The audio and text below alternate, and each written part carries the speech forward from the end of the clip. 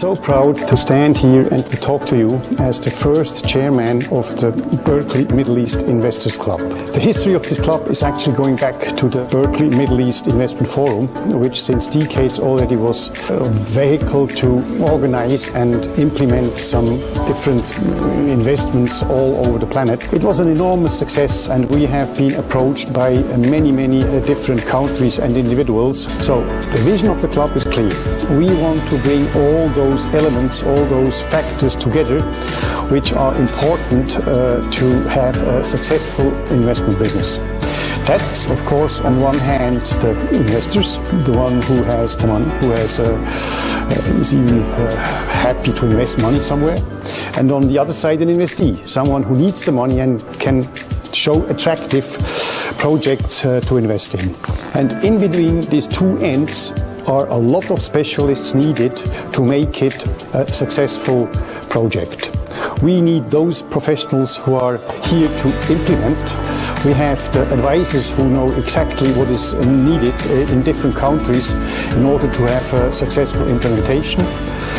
We have organized a lot of expert committees who can, in different directions of the industry, be it in agriculture, be it in mining, be it in infrastructure, be it in even hospitality or healthcare, who come along with a huge and long expertise in this environment, who can advise what to do that is going to be a successful. We have created this club based on a need that a lot of projects were finding investments, and a lot of investors are finding for projects.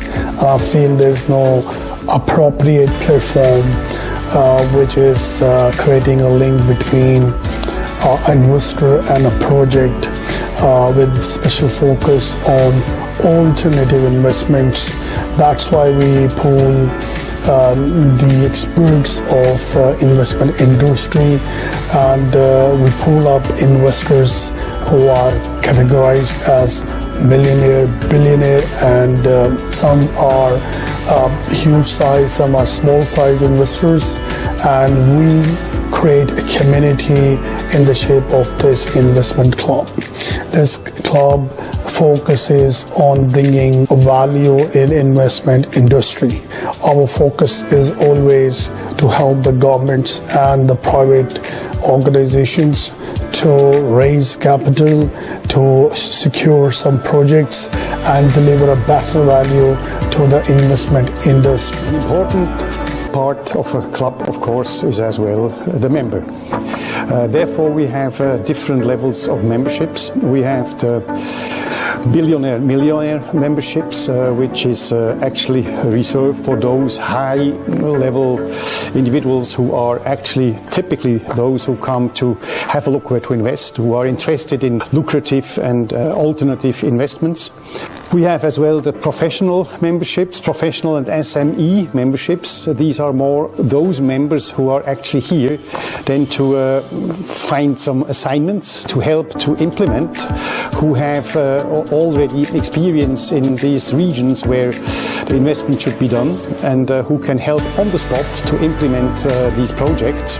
And then, last but not least, very important, we have as well the diplomat members, because we would like to have all those government bodies on board as well. These are the people who can grant environment in their nations, in their homes, where this investment can be implemented fruitfully. So we are here to make the world a better place. We are here to help wherever needed to do the necessary investments to have the local people living on a better level, living a better life. And we do that with our very strongly defined values like integrity, professionalism, credibility, accountability, and ethical behavior. I hope to see you somewhere in our club, even probably maybe sometime as a member. Thank you.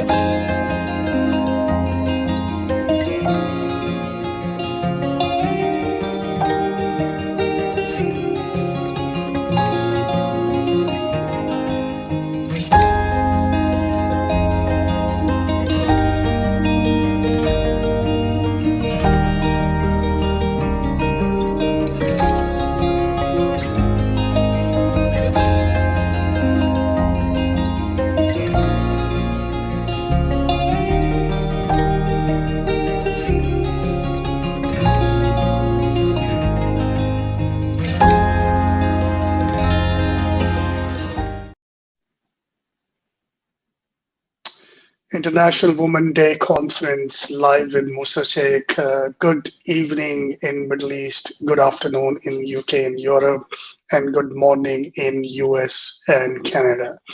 And of course, our audience is global, so we show the time zones which I'm not covering. I still welcome them in this show, which is an amazing show of the day. And today is a special day. We do a lot of shows about women, but doing a conference on Women International Day is something I feel really privileged and excited. I want to thank those people who actually brought the concept of marking and celebrating a Women Day, because women over the years, over the decades, is not able to reach to the right destination which she deserves. And these kind of days are, of course, is an effort for understanding the community, to creating some awareness that women is like a man. They have emotions, they have feelings, they want to study, they want to be financially independent, they have business ideas, they want to exercise them, they want to be happy, they want to travel, they want to marry by their own wills, they want their kids to be healthy and educated. So these are the same equal dreams which a man possess these dreams equally as women uh, has. So, but unfortunately, as based on our research and our findings in developing countries, a woman is still far away from the rights and even the right to get education. They can't marry from their own will. They are not protected on street. People try to bully them, and they have no access to the quality of life and the healthcare. And their dreams are dreams only. They are unable to translate these dreams. And our support, international support to these women in developing country has become really, really important. So this is a very special day, and I want to thank all those women who come out in the past few years and decades. They break the stigma, the perception that of the society. They study, they take the lead, they become financially, mentally, emotionally independent, and they become the milestone, the roadmap, and their footsteps are the one that actually the today woman is following. So you have a great contribution, and this contribution is not an ordinary contribution. You have done a great job. I also want to salute those women who are really, really who born in poor families. They have no access to education. They don't have access. They can't decide for themselves what future they are going to go. And with such misery, unsupportive community atmosphere, and the support around them, they break, they come up, they study, they get financially independent, they marry, and they are living with their kids and making their life and the family lives better and better, and becoming a role model for those upcoming women who actually don't have the privileges, but they really have dreams. So you deserve a salute, and you deserve a great admiration. And believe me, you are not alone. There are good people who are watching you, who are appreciating you, acknowledging you, that you are the role models for the upcoming women across the globe. With this, I would like to introduce you some of Berkeley Me and MS Foundation, which is an initiative for building women in different ways. So we try to cover our objectives in a holistic way. In developing countries, it's very unfortunate still in 2021, if a parent is known that they are going to have baby girl, so still they are aborting the child. They are not bringing this child in the world because they believe that this child, a baby girl, will be a burden uh, from where they are going to pay their education, what she will earn for them. But they are just keeping the boys. Look at the mentality. I don't want to embarrass any country, any community, but if you do a Google research, you will come across these countries who are still doing that, and it is a very shameful act, and we are really condemned, and we will urge a global movement to stop these kind of unethical exercises. So what we did is we tried to research on the common issues that women is facing in a developing country. First issue, of course, is the right to live. That is the first thing. Like they can, which includes that they want to marry someone, they are not allowed to marry. So we are encouraging that the administrators, the parliaments that should take care of this, that the women should be able to marry with her own free will and consent.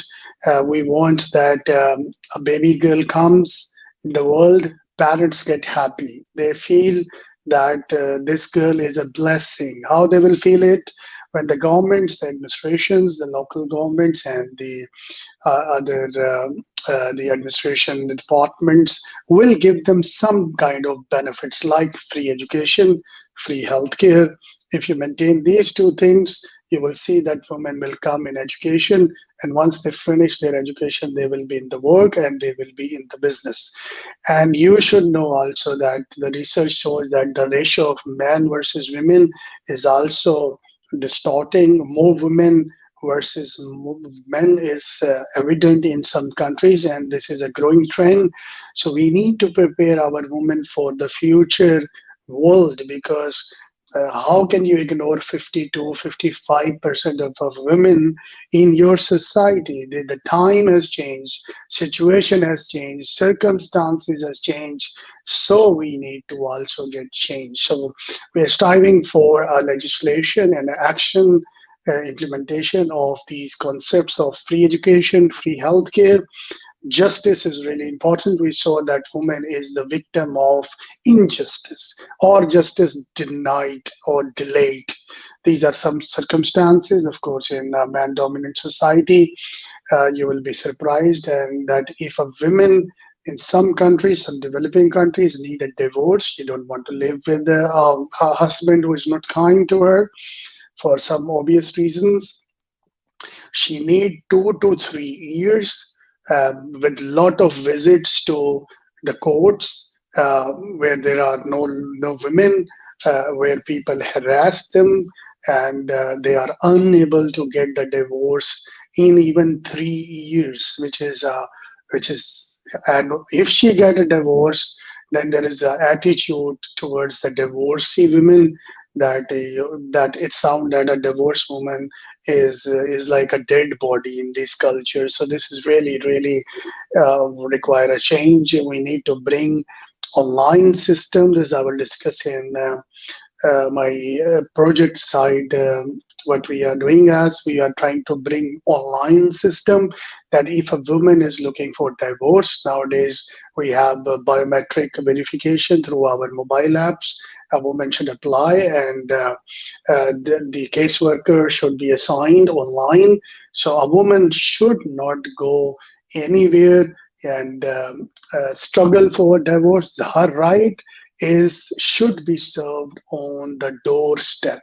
That's what we are striving for. She should get education.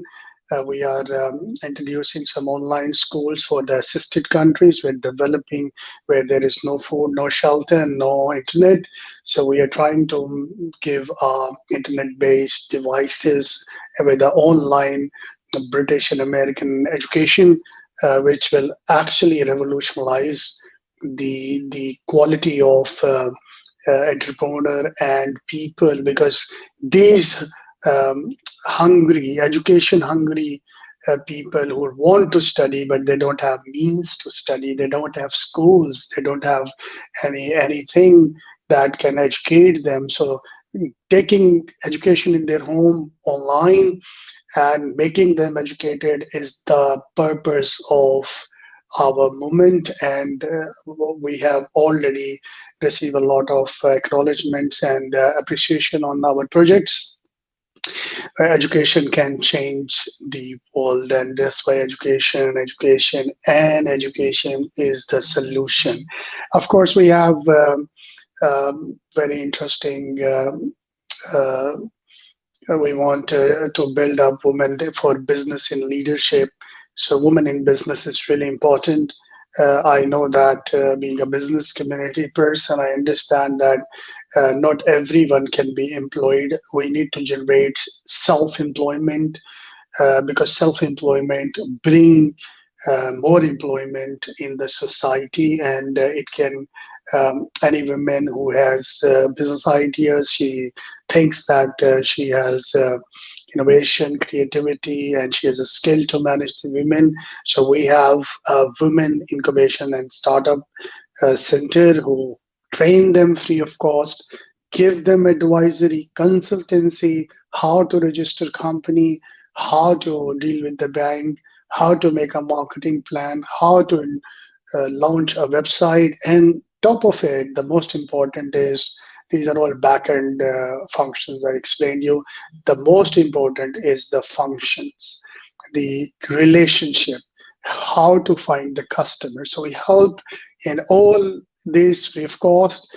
Anytime you can approach us, we are here to help all the women, global women, anywhere in the world. It's not an area specific initiative. And of course, we know that not every woman wants to be a businesswoman. A lot of women is good under a teamwork and they want to be employee. And we saw that a lot of exploitation of women is observed while they are in search of job. There are employers who make fake promises, exploit them, and nothing comes out.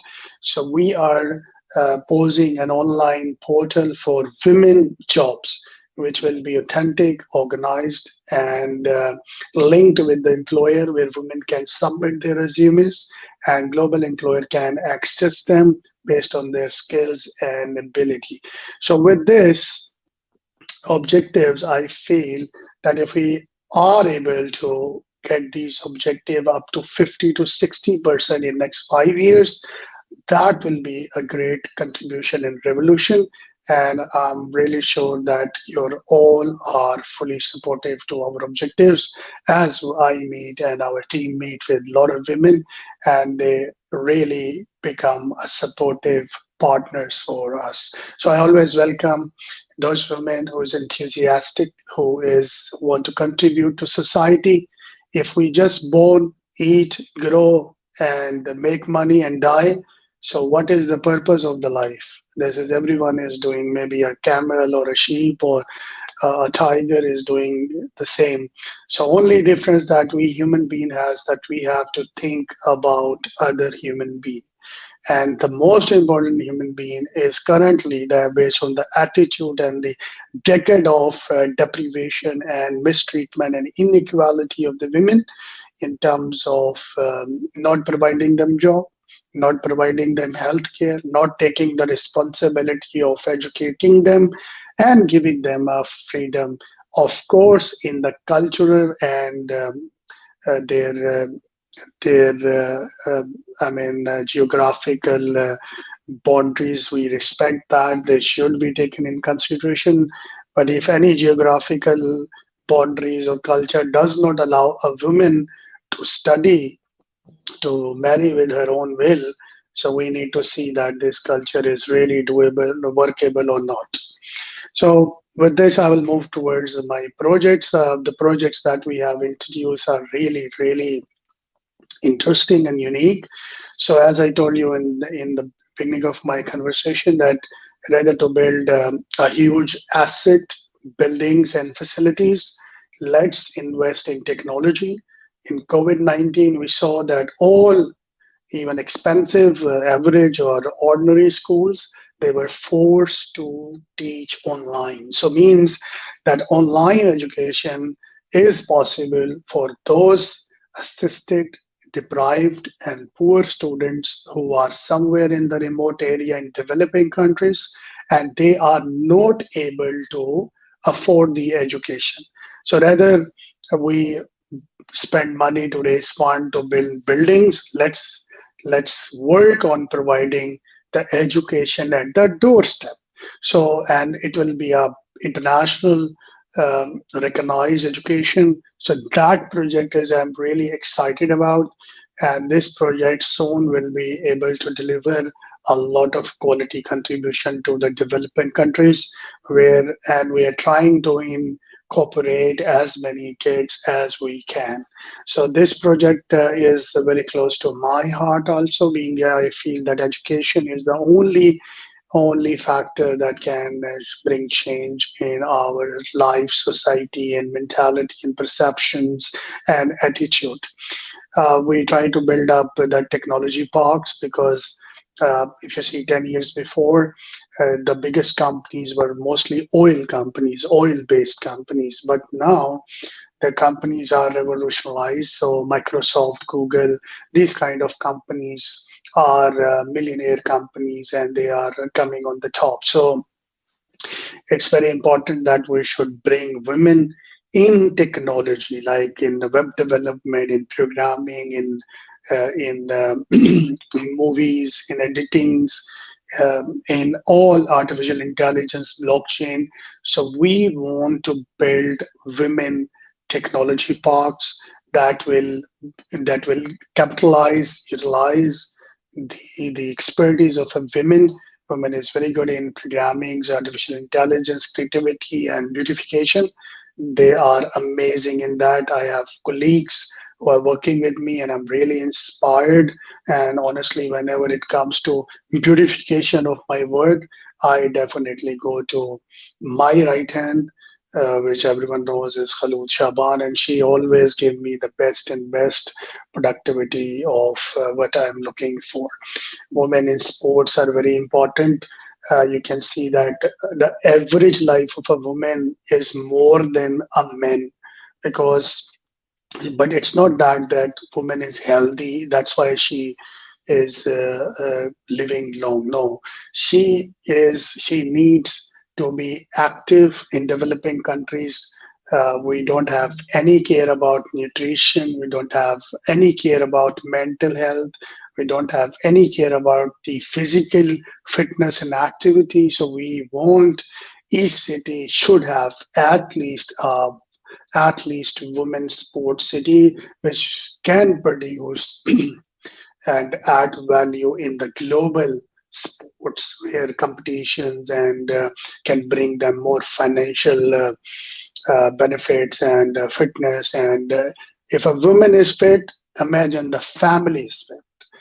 Look at the kids, and even the partners. If they have partners, they will also be fit, because a fit person cannot accept unfit lifestyle and practices. So this project is really, really important. Women incubation and startup projects are, we want to build up these standards, a standard women incubation center, which every country, at least in a major city, can copy paste, where women can go and share their business ideas, where they can get all the expertise at one door. Because if you go to a bank is always asking you 3 years um, 3 years bank statement, which a startup generally don't have. So of course you need the incubation center, which is linked with angel investors and uh, those who want to really support the women. And of course, before we used to study books, newspapers. In 2021, we watch movie and learn. If you want to teach us, you have to show us a movie, and this movie will have a message, and that message can be translated. Because unfortunately, a lot of population has stopped going to library, stopped buying the books. So we also need to transform. Now, if we want to bring a change on media, we need women in films, and media, so they can raise their sound, they can make movies, they can come up, they can show their feelings to the society. And of course it will be a full reactive change management. It's not easy, but if we are able to do this successfully, we can enter into a better world which we are dreaming for. So with this, let's see, we have a lot of beautiful speakers today, and these speakers are the symbol of success and very extraordinary talent, dynamic, innovative. When I saw their profiles, I was really amused and excited that I excited to listen their success stories, their thoughts of the day. So let's see that who is the first speaker of the day.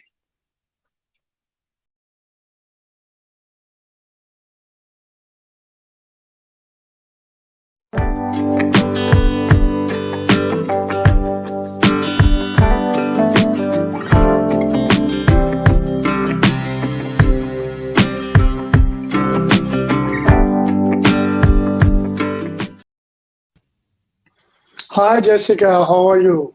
Good. Can you Hi. hear me? Yes, I can hear you. Can you hear me? Thank you. Yeah, I can hear you. Thank you very much for your time and joining today. It's okay. How's your feeling on International Women's Day today? Well, it's been kind of busy because this is the third conference I've spoken at. So.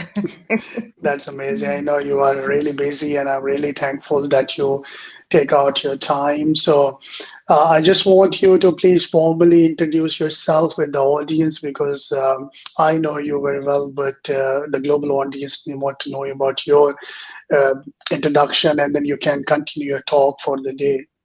Okay, sure. So I am an expert in sustainable finance. I've worked in the financial industry for most of my career. I work as a strategic advisor to governments, regulators, institutional investors, and so forth. I'm based in the UAE, but I was in Asia for many years, head of Asia for a number of roles, based in Hong Kong and Beijing. I've also worked in New York and London, so I'm fairly global in terms of my experience and my scope. Now, the reason I have been invited today is really to talk about my recent book that was published last month. The book is titled Financial Feminism, A Woman's Guide to Investing for a Sustainable Future.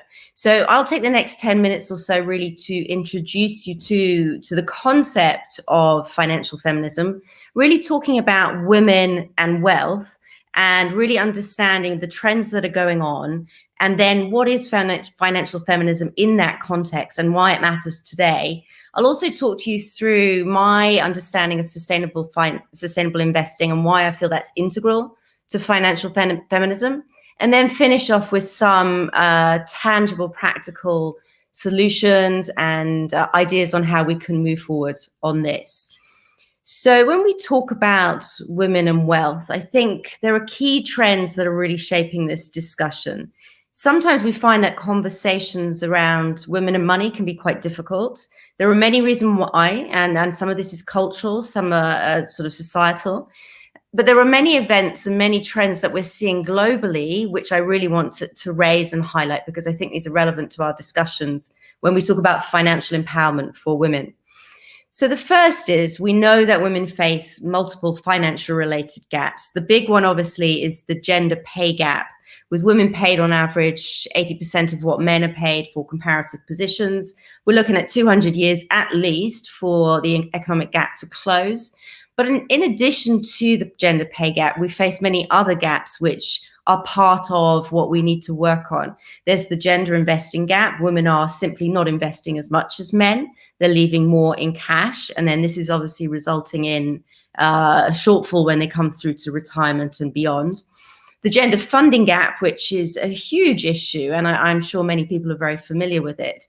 Female-led businesses, women entrepreneurs, find it much more difficult to raise the capital they need to grow their businesses.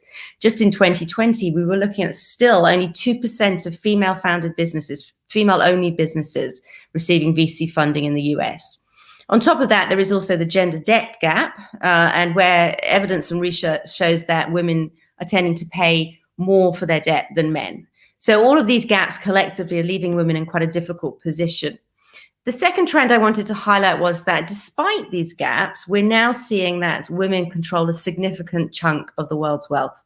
We're looking at around 30% of global private wealth, and this is expected to grow annually. Increasingly, this is self-generated.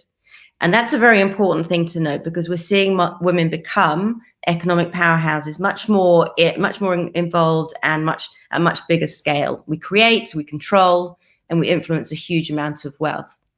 The third trend I wanted to raise was that more women are working, especially in the financial industry, and this is changing the dynamic of the landscape. I think when we look at things around visibility at board and senior management level, we look at the number of women who are in the financial investment industry. What we're seeing is this is redirecting some corporate strategies, products and services that now are increasingly tailored to women. The final trend, and this is really the crux of what I will talk about, is that we have a better understanding now of what women want when it comes to investing. Increasing evidence that women care about the bigger picture as consumers, as employers, and as investors. And just for example, my organization, we did some global research, and we found that 79% of women feel that we urgently need to act in order to build a better world. And 69% of women feel it's important that investment and savings decisions reflect personal values and philosophies. So with all of these trends, there's obviously a huge change underway, but it's all leading in the same direction. And it's against this context that I want to talk about financial feminism. When we talk about financial feminism, of course, it's as everything, we're talking about equality. In this case, it's the belief in the financial equality of women. So anyone who cares about feminism is thinking how we grapple with these issues, both the understanding of the trends and addressing the gaps outlined. But, and this is really the core argument of my book, I believe that actually financial feminism is much more than that. I think we need to extend the concept to actually talk about how financial feminism is not just about women earning and investing on a par with men. It's actually about empowering them to use their money, to use their wealth, to push for positive change in the world. It's about women using their money to create the world that they want to live in. And this is where I talk about sustainable investing. Women investing in companies and sectors that are aligned with their vision of the world. For example, women supporting other women in their business, investing more, but investing more consciously. And to me, financial feminism gives women that voice to determine how the world should change for the better. And I think this is hugely powerful on both a personal and a professional level. So just on the sustainable investing topic, obviously, we've always historically been concerned with financial returns, but we've seen this really shift in the last couple of years. Many people have heard of sustainable and responsible investing, ESG investing, impact investing. They're all, they have nuanced differences, but actually there's always a commonality. And that is the goal to achieve positive change in an area where the investor is passionate. Invariably, this has a social or environmental dimension for sure. The environment, we talk about environmental footprint, greenhouse gas emissions, energy efficiency, and so forth. Social, we obviously talk about a company's role in society. So labor standards, how a company treats suppliers, hot topics like how we better manage supply chains, illegal child labor, and so forth. And then governance, which is really the relationship between management of the company and its stakeholders. So we'd touch on things like gender diversity, directors' pay, and so forth. And I think that the key thing here when we talk about women and how they think about investment is that money is very much a social construct. We came up with it as a way to organize our economy within our societies, but it's actually not an end in itself. It's always been a means to create the world we want to live in. And again, this comes back to the financial empowerment for women in understanding and really appreciating how they want to use their wealth and how they want to use their capital as well. So, one question I'm asked quite a lot is what's holding women back in terms of their financial empowerment? And whilst I don't want to generalize, I think that there are some challenges we need to recognize if we really want to move forward with this empowerment discussion for women. I think confidence is an issue. We have a lot of research that indicates there's a lack of confidence when investing. Many women feel they don't understand financial products well enough. They also lack the time and have limited investment knowledge. And in a way, this is a self-fulfilling prophecy, because the less you invest, the less your confidence will grow. We've also got a lot of issues around language and communication. So the way we talk to men about money and investing is very different to the way we talk to women. We often talk to women about saving, being cautious, being careful, on the assumption that that's what she needs to do. Whereas men, we talk about much more about taking a risk and being more of a man and more confident. And I think these are the kind of systemic challenges that that we really need to think about if we're really serious about moving forward on this. I'm conscious of time, so really what I will just say as I close up, I think, many people ask me why I wrote the book Financial Feminism and what the key takeaways are. And really for me, and the same reason that I launched Moxie Future, which is my blog and community site for women interested in sustainable investing, is that I just feel this is an opportunity and a moment in time when we need to empower women to take the next step and to feel much more confident about money. And I think this is an important element of feminism that perhaps hasn't been given enough attention. So when a reader gets to the end of the book, I want her to feel empowered to start pushing for change, and to give her enough information to go to the bank or the financial advisor and be very clear about what she wants. The other thing, just to finish on, is that it's not just for women. I believe that sustainable investing is for men and for women, and it's not about the exclusion of men at all. And actually, that's very key to the understanding of what we're talking about. What I am doing is really trying to recognize some unique challenges that women face when it comes to money and investing, and really address those and actually help many women on that journey, given that we know how highly motivated they are when they think about the impact of their wealth and their investment decisions. And that's really where I want to bring it in. Very interesting. And I just want to discuss that point where you said that the men and women style of investments are totally different. And as we understand that there are three types of investors: the aggressive, moderate, and the conservative. So as a women investor, what you feel that most of the women you encounter, where you categorize them? Did you find women who are aggressive investors, or mostly which pole you find them mostly during your investment experience? I would be very reluctant to categorize women like that. I suspect aggressive, moderate, and conservative are probably male-defined terms. I don't think they're particularly applicable to women. I think that the point that I'm making is not the investment style. I think everybody has a different risk appetite, and I don't assign gender to that. What I do assign, where I have the conversation with women, is purely around the financial industry and what the financial industry provides for women. So the fact is, if women feel disengaged, so they go and speak to a financial advisor and they feel patronized, that's the issue we need to address. Not whether they're an aggressive investor or they have a high risk appetite or not. I don't believe that's a gender issue. I think the issues that we need to address from a female empowerment perspective is more around the industry and how we actually understand, identify, and treat women as clients, as customers, and as wealth, as wealth creators and wealth owners. And I think I feel very strongly about this when we come to funding of women. We all know that women-run businesses are very successful. Women work so hard to get VC funding, so much harder. So we have to do something to change that, right? And that is largely because the VC industry has a huge gender bias against women who are pitching for money. So what do? We have to figure out the solution. Yeah, so you're right, absolutely right. This is what I was actually aiming to know, that in your research and in your experience, did you figure out that what are the reasons that most of the women we saw in investment industry, they are mainly into relationship and on the front end, and very less we find the CEOs are converted, they reach to a level where they become a CEO. There are examples, of course, but it's I mean, it's not that 50-50 ratio still yet not been reached. So what could be the possible reasons for that?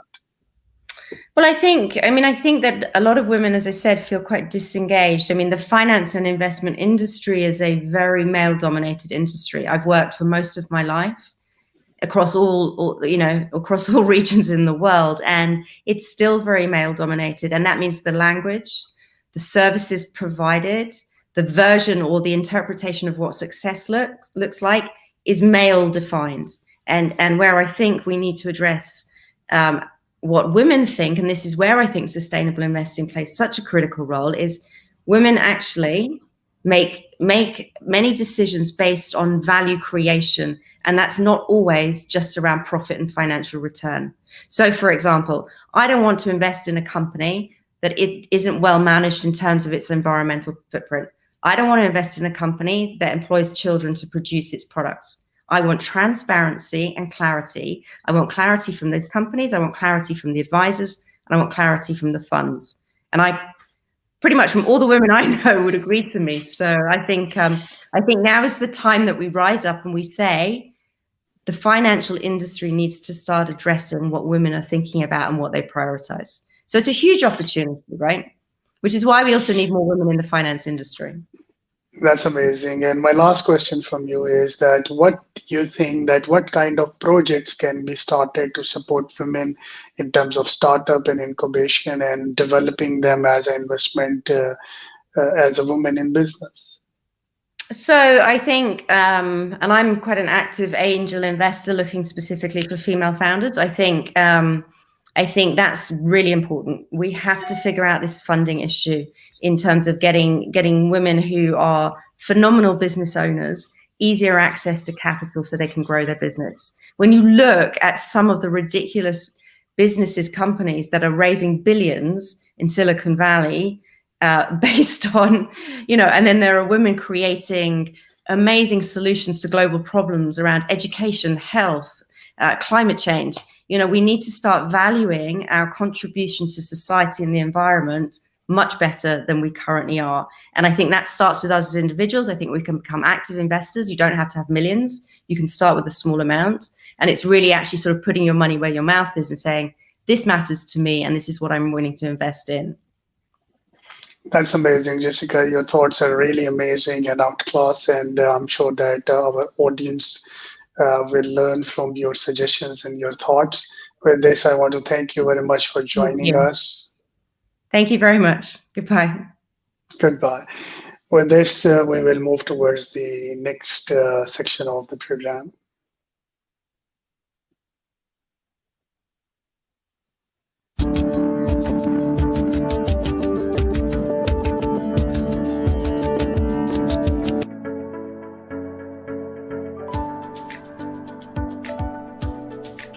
Hello everybody, my name is Dr. Tamer Matwani, and I am the Dean of Berkeley Mee School of Management and Science.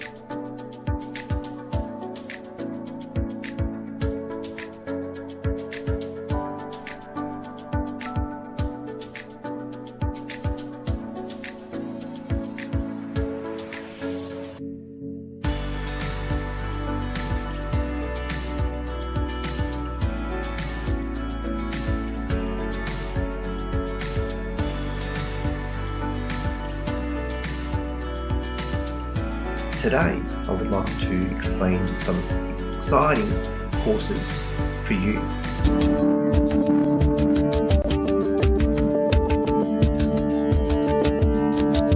First of all, there's a certified CFO that we actually offer. And if you're in the financial sector, this is a great course, especially if you want to excel, or if you're into the management, or even if you're in a CFO yourself at the moment. We provide practical case studies, and these are great for you to enhance your skills. In addition to that, it's great recognition to become also a certified CFO, which you become a specialty. So that's one thing that it's really important for that course. In addition to that, we also provide a certified CEO course. So again, if you're in a management, or if you're a general manager, or if you're in a CEO currently, again, we actually provide case studies relating to this particular management, and for you to enhance your skills, especially with problem solving, strategies, etc. In addition to that, we also provide a number of other exciting courses such as your logistics or your chain supply management, your human resources, project management, marketing. We also have law, and we have a lot of other accounting courses as well. In addition to that, we also are very excited that we give you the opportunity to not just becoming a certified CFO or CEO or certified human resource manager, but we also offer you the chance to conduct your masters with us, so we can offer that to you. It's only a 12 months online to complete your masters, and once you've done that, we can also offer you to complete your doctorates as well. So we offer DPA, we also offer PhD, and we also offer international doctorates and many other types of doctorates we also offer. So if you are really interested in any of these great courses, that will give you great recognition for you, and beside the recognition, it will give you that investment to enhance your skills, something that you can take back to work and to implement and to be better professional at your workplace. So if you are actually quite interested in any of these courses, please visit our website, which is berkeleyme.org, and there's all the courses structured laid out very well. You can have all your details if you can just type your details on the inquiry page, and we'll get back to you as soon as possible. Thank you very much, and have a great day.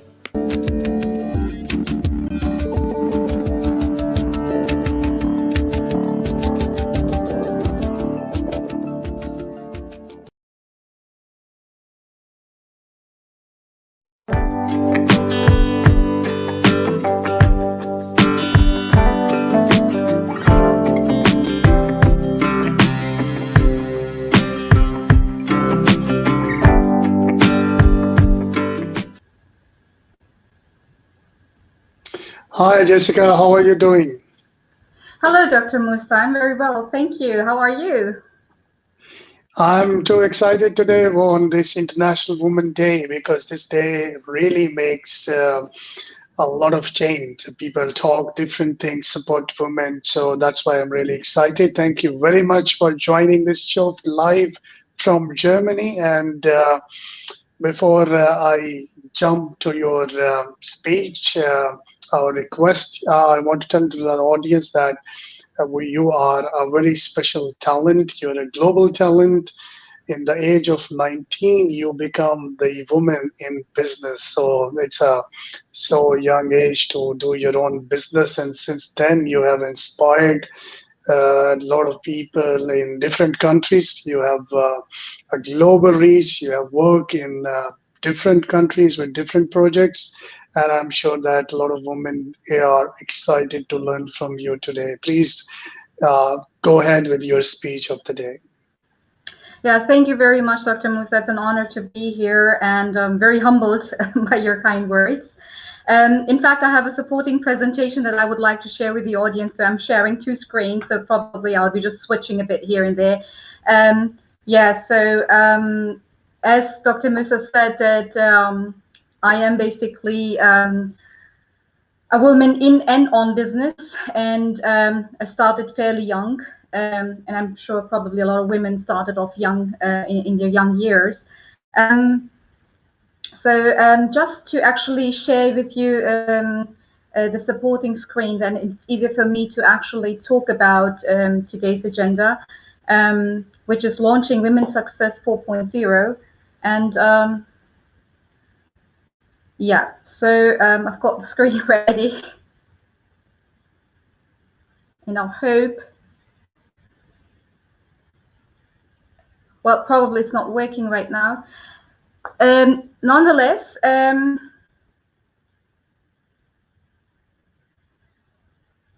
I have been actually quite engaged over the past few years in the realms of marketing and business management, being lastly active as the head of marketing and communications for a global network based out of UK and Dubai, where I started off very humbly and created a network with 0 members into $1 billion revenue generating power machine for cross-border business transactions. However, I think it has been the rich stories of people that I met across in my journey that have enabled me to pursue my passion in becoming a marketing and success coach, helping other companies and startups, as well as individuals thriving in their careers to actually develop their passion and social competencies, as well as personal branding. So, of course, you'll see a lot of recommendations on my LinkedIn profile. Please feel free to connect with me on LinkedIn. And what I'm strongly supporting is basically women equity and empowerment as an advocate and a board member, as well as a non-executive CMO with the Berkeley Me and MS Global Voice of Women. And I'm very, very honored to actually have been introduced into the project very recently, although I've been knowing Berkeley for over a decade, and have started off a lot of financially successful projects with the Berkeley Holding Group. So my coaching is based mainly on empathy, authenticity, and passion, and focuses on building career social competency skills, as well as content marketing and personal branding for people and businesses alike. Today, I wanted to actually highlight on roadblockers for women in and on business, because there are a lot of people that talk about women on business. We celebrate women leaders, which we absolutely should do. However, in my personal experience, I've experienced there are a lot of roadblockers to our own personal success, whether we run a business, whether we work somewhere, or personally as a woman. So sitting down together with Berkeley Me and MS Global Voice of Women, we have come to the conclusion to address those roadblockers.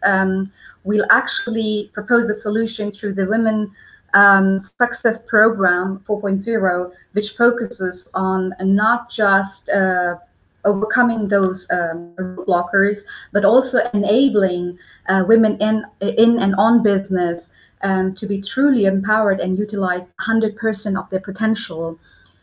And I want to start off by actually addressing the real issue based on the perception at large between equality and equity.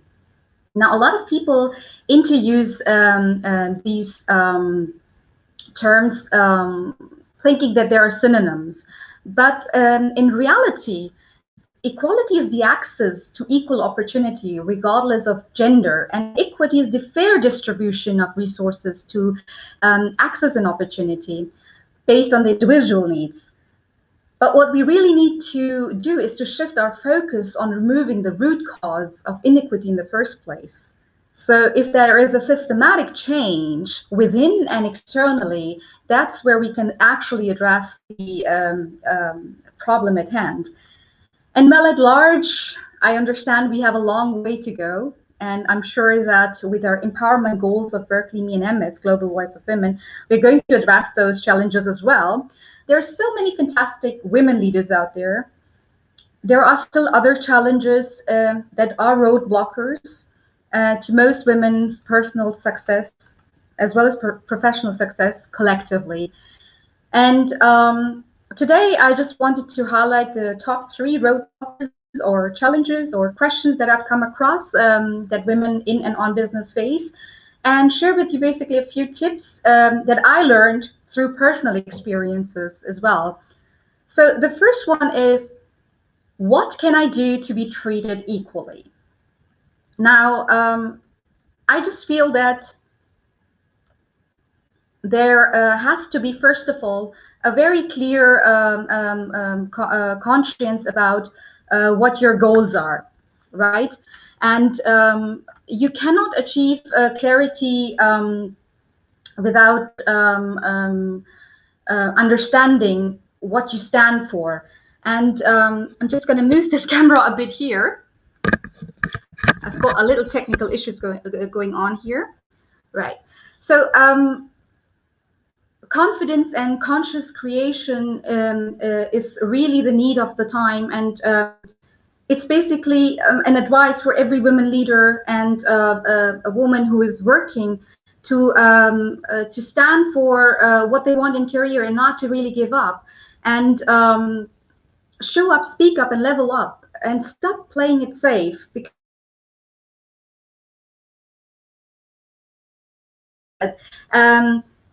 it's about connecting and encouraging and complimenting other women. We cannot have enough of it. More important is to be a listener and offer support in the form of mentorship, especially to younger girls.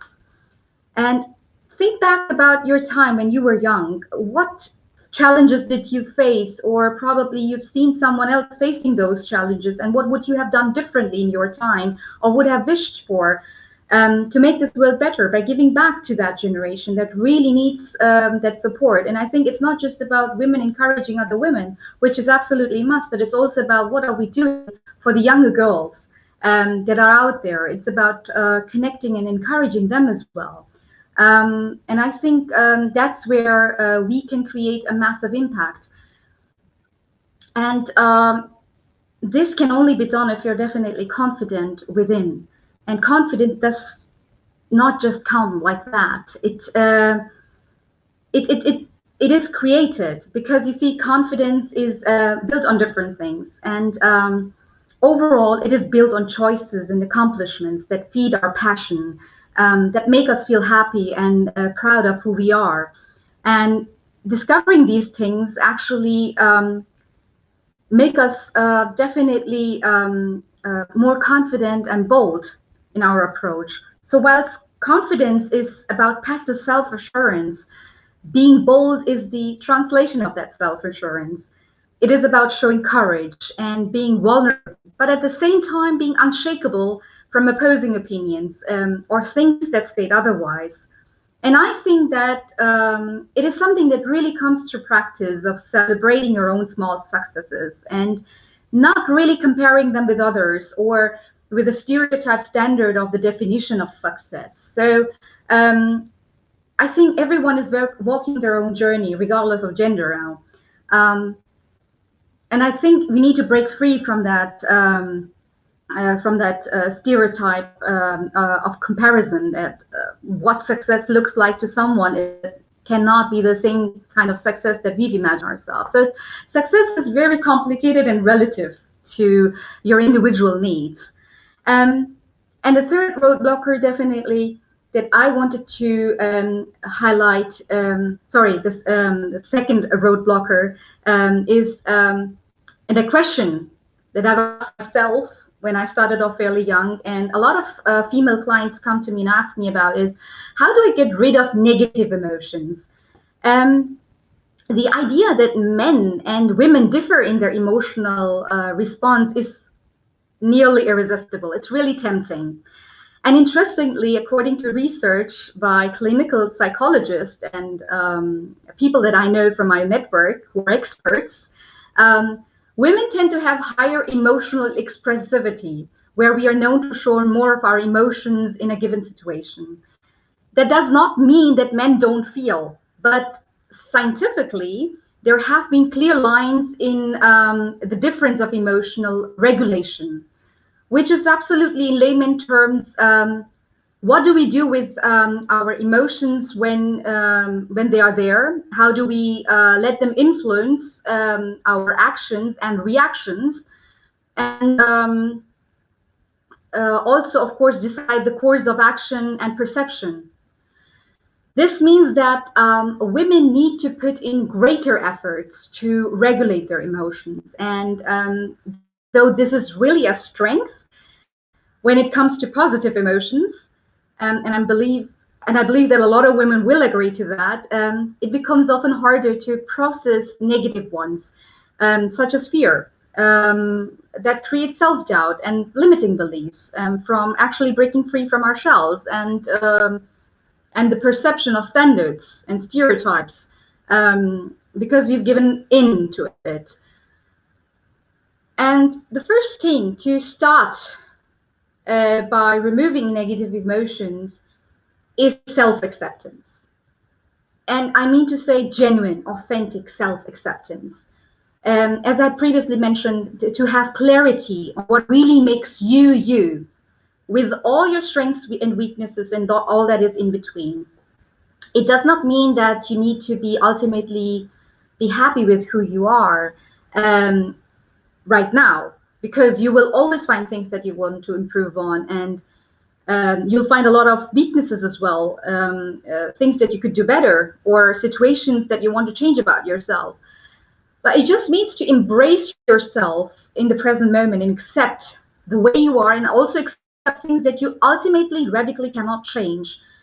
So you can focus on what needs to be changed, or what needs to be improvised, and build on it. So self-acceptance is key, and then definitely this comes through, and I'm a big advocate on mindfulness. I've used it myself, and I can vouch for it.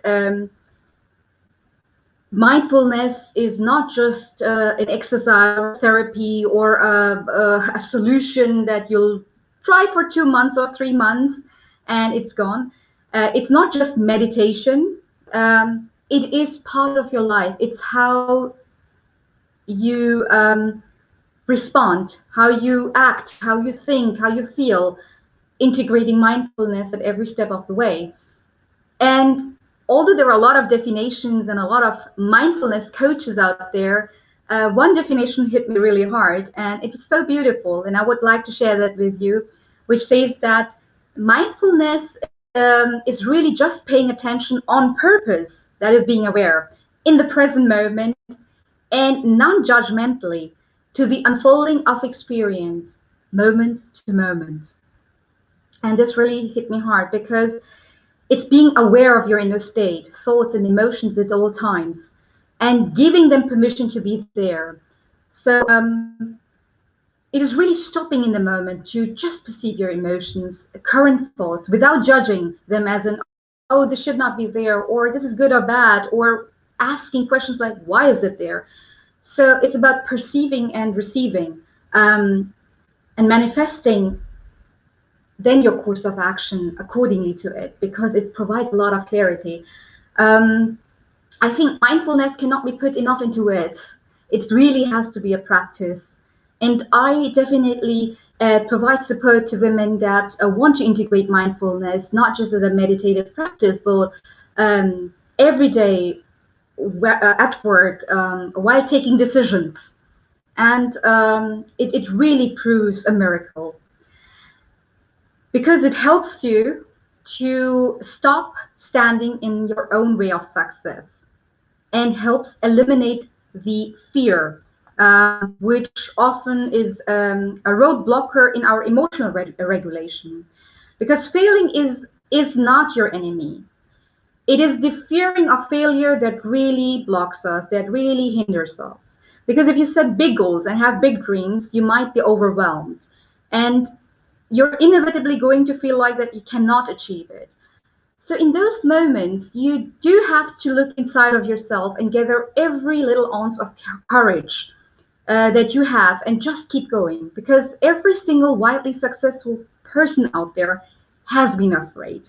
I still get nervous and jitters when I have to go, well before Corona, on stages and speak. It's very natural to face fear, to have experienced fear. But the real distinguisher is that don't stop trying, don't stop where you've started off from. Keep working, keep taking the risk anyway, because what you're trying to accomplish is more important and much more urgent and bigger than your fear of failing. And this is the real question that you need to ask yourself, that whatever I'm trying to do needs to be, or is it bigger than my fear of failing? So I think that's like kind of a turning point for me, that has been a turning point for me, that what am I really afraid of? So yeah, this is definitely one thing that I've learned. And I've also seen, and yeah, well, that has been once upon a time me as well, that a lot of women in business and on business shy away from speaking on their accomplishments for fear of being boastful or conceited, because women tend to think that it's needed to shrink themselves to seem non-intimidating, to be not the bossy or badass woman. And I advise that to gain the confidence to know that you are in the room, you need to know that you deserve to be there, and nothing less. Because shrinking does nothing but delay your voice from being heard and taken seriously. And final roadblocker, challenge number 3 is, how can I become a voice of authority and be heard? Now, as much this is a question, and it's my absolute favorite one,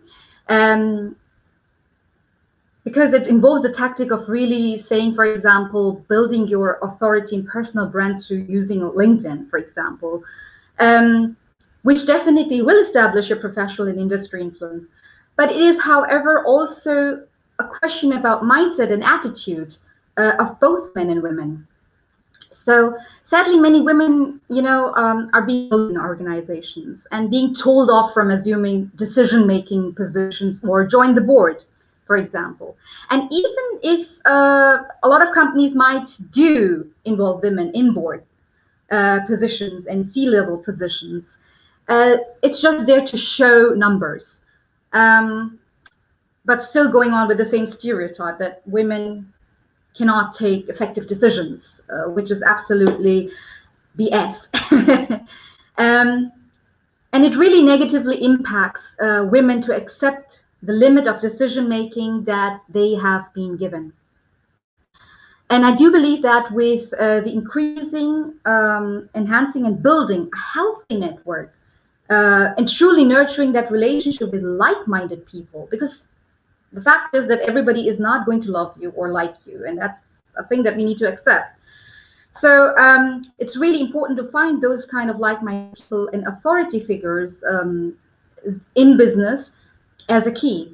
And surely the power of personal branding will follow to do its own magic in helping you create that kind of network with confidence.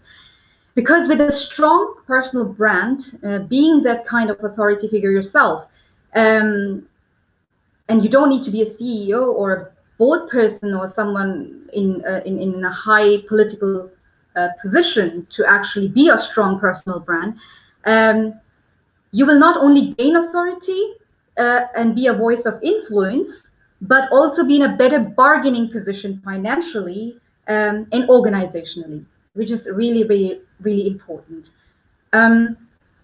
And also it is important that you find a balance between all you do as a woman leader, whether you are working, whether you are running your own business, whether you are in your career transition, starting off wherever you are.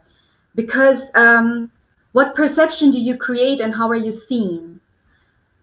This is often the challenge that I personally, in my personal opinion, see that women face of either they're being perceived really badass, just because many think that through rebellious attitude and creating a fierce image, they will succeed, versus being a diplomat, where you're like trying to play it safe.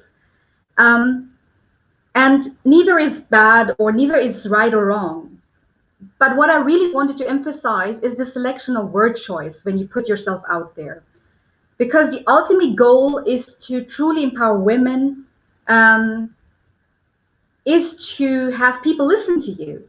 And psychologically, we tend to listen to things that truly evoke positive emotions, such as excitement and curiosity, or in personal situations where we validate someone else with their emotions and thoughts, so we have them listen to us, right? Yeah, so these are the 3 main roadblockers that need to be overcome in order to actually create that success recipe, whatever that success might be for you. Because as I said, success is very relative to everyone. And that's where... That's amazing. I guess the thoughts that you have conveyed, they are that treasure of you summarize the sea into a box, and I'm sure that the global audience has got a great value.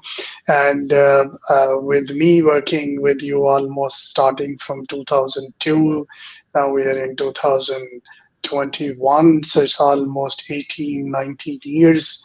I can endorse you are the guru of the marketing, and you are a champion of the women empowerment, and you are yourself a woman in business. And there is a lot of things to learn, and I want to thank you today for joining us, and I'm looking forward to see you in our next shows again. Yes, thank you very much, Dr. Musa. One thing while I'm going, I wanted to share is that Berkeley Me and MS, Global Voice of Women, is launching this Women 4.0 Success Program as an initiative to help coach other women to achieve that personal success and leadership, and also that we are building a global network of women ambassadors, and hopefully also launching our Global Voice of Women podcast show. And I'm really humbled to be, and excited, in fact, to be part of that. Thank you very much. Actually, I'm sure that we are we are short of time, but it has been such a pleasure to share that thought with everyone out here today. And I really hope we can create that impact together. Thank you very much for having me. Amazing thoughts, and thank you very much for sharing such insightful information. With this, let's see who is the next speaker of the day.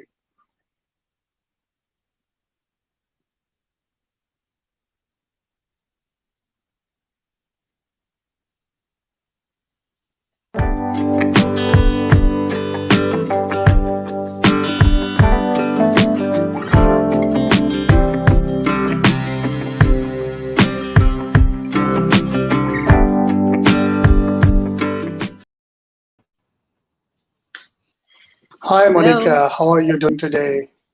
Hi, Musa. How are you? I'm good. I think there's an echo on your side. If you can close your YouTube, might be it will fix. Work now? Yeah, now it's better. So thanks for joining us, and I will request you to please introduce yourself, and then you can start your speech of the day. All right. So I'd like to say first, good evening to everyone. Happy International Women's Day to all women, entrepreneurs, mothers, sisters, colleagues out there. Hashtag Choose Your Challenge is this theme of today's event. And I think challenging ourselves as women daily is one of the most important things that we can do for self-development.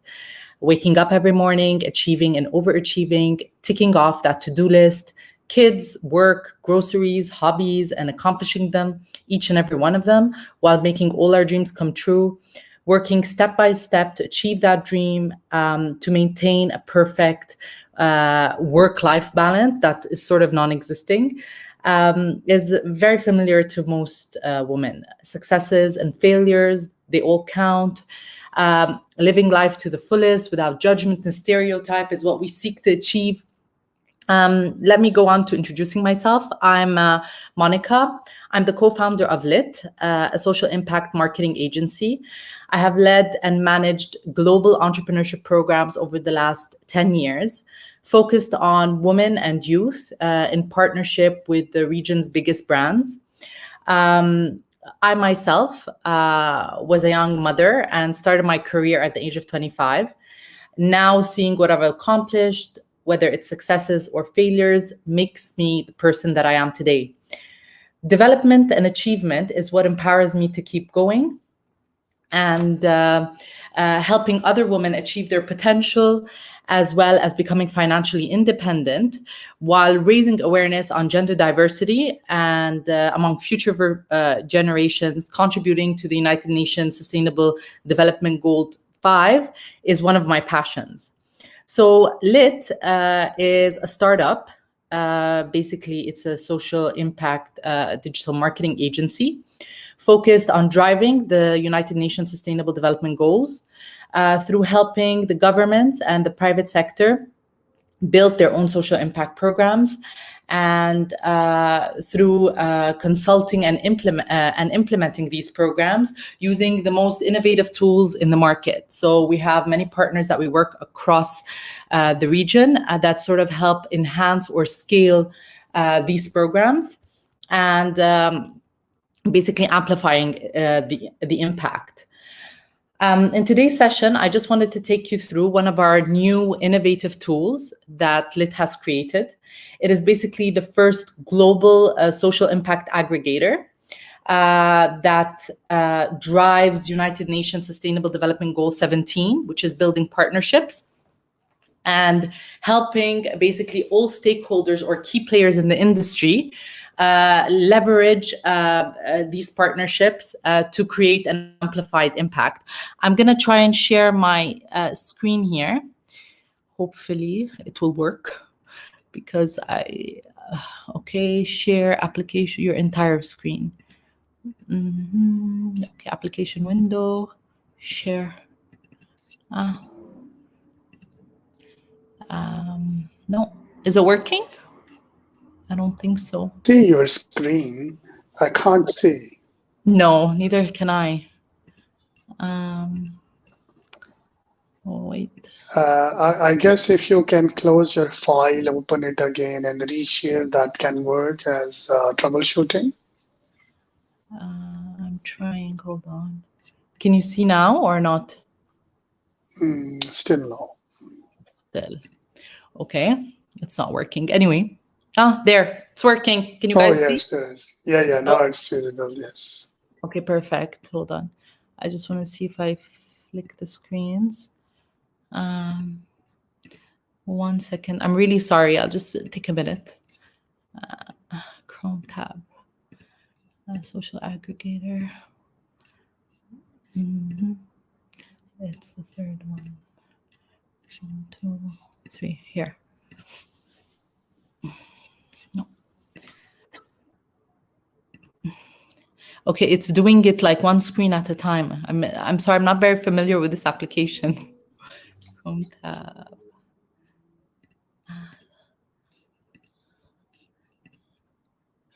We'll hopefully get there.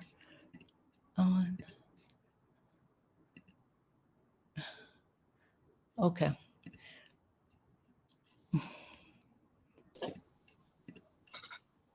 I'm so sorry. Just give me a minute. Here.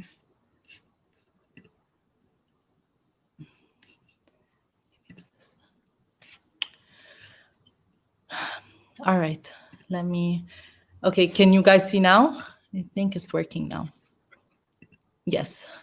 Yeah. Okay, but I don't know if I click here. Does it work there? It's working? No, it's working. Like it's loading a dashboard. Okay, perfect.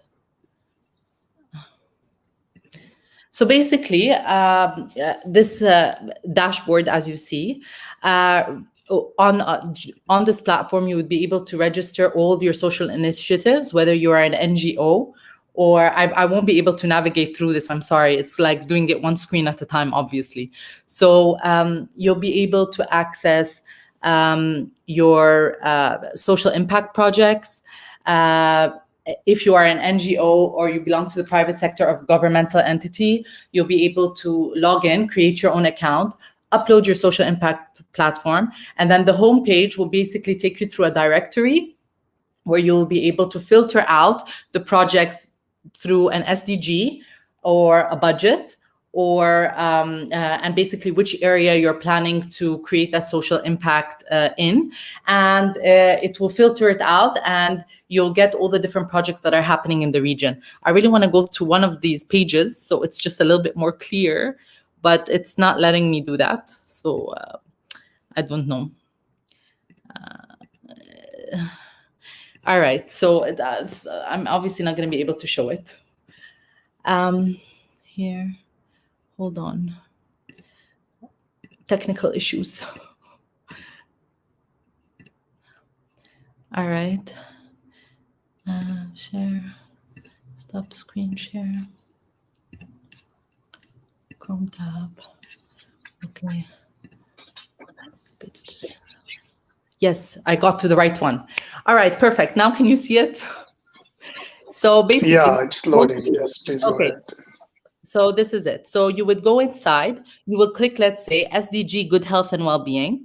You would select a budget. Let's say you're the private sector and you're willing to invest $20,000 on any project. So you would go here to $15,000 to $20,000.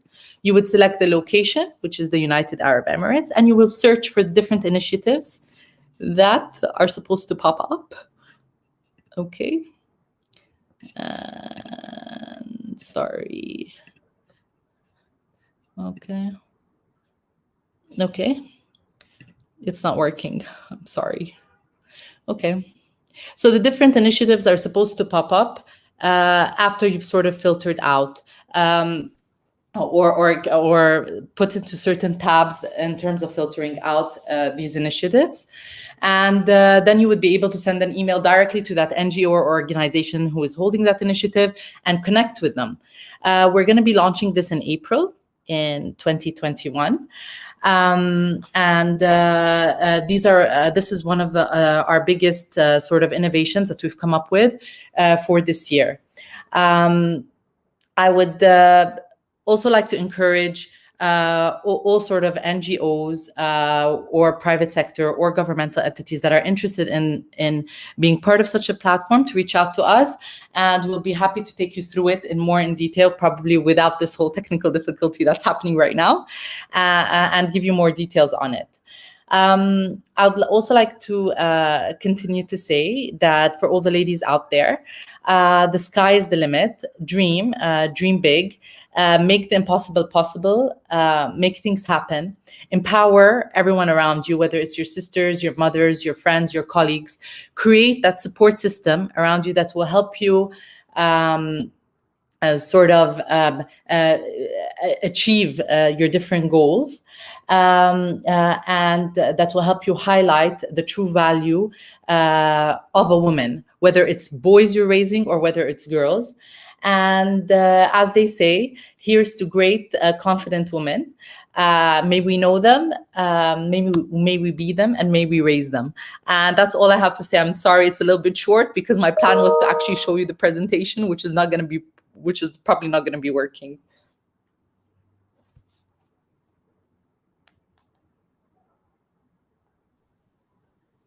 Thank you very much for sharing your thoughts, and I wish you good luck for your project. Thank you, Musa, for your time. With this, we will move towards the next section of our program.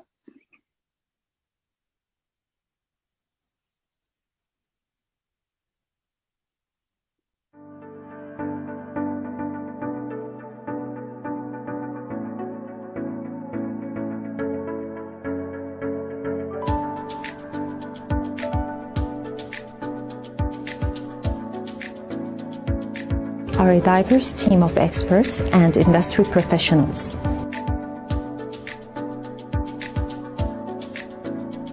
In a world of complexity and opportunities,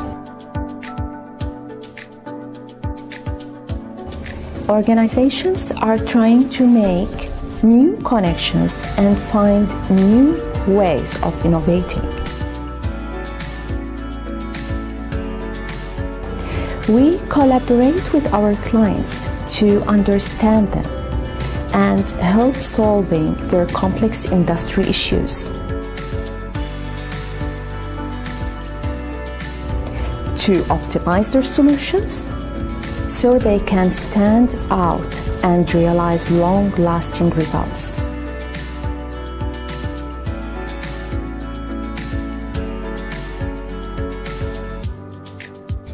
We offer our clients financial services, HR and business solutions, accounting services, tax and audit, among others.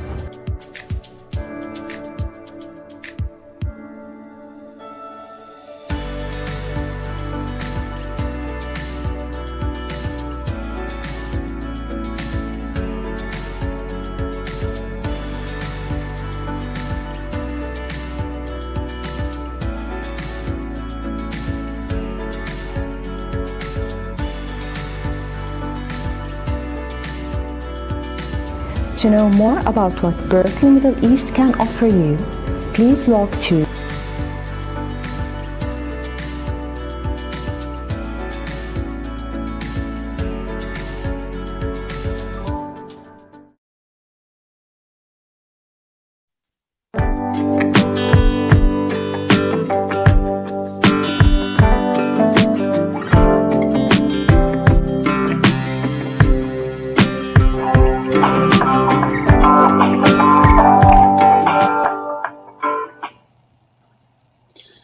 Thank you very much, Asma, for joining us today. Thank you.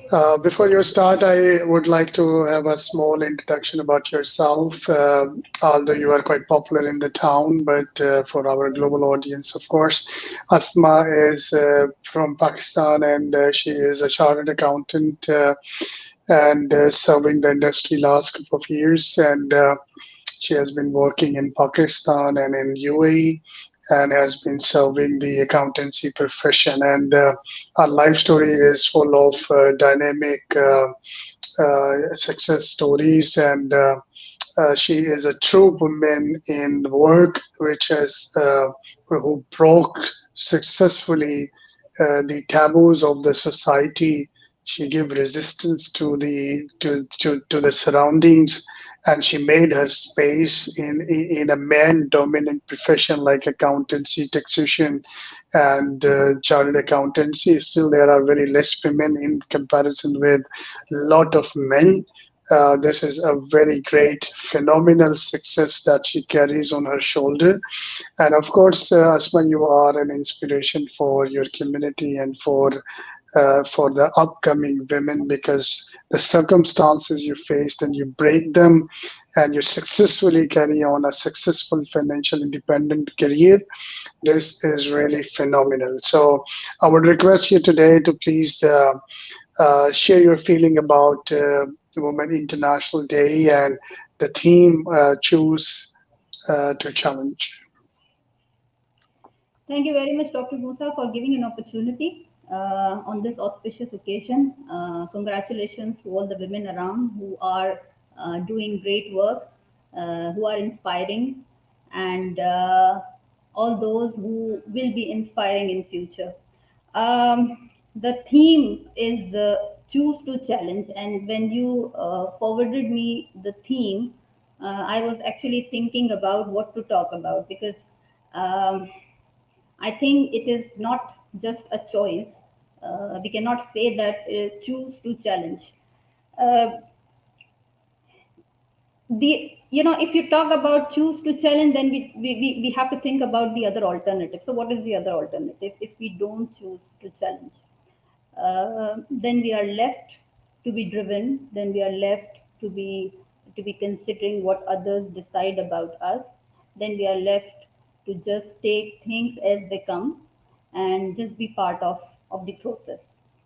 So I actually took this choose to challenge theme in front of one of my male colleagues, and I tried discussing his thoughts about it.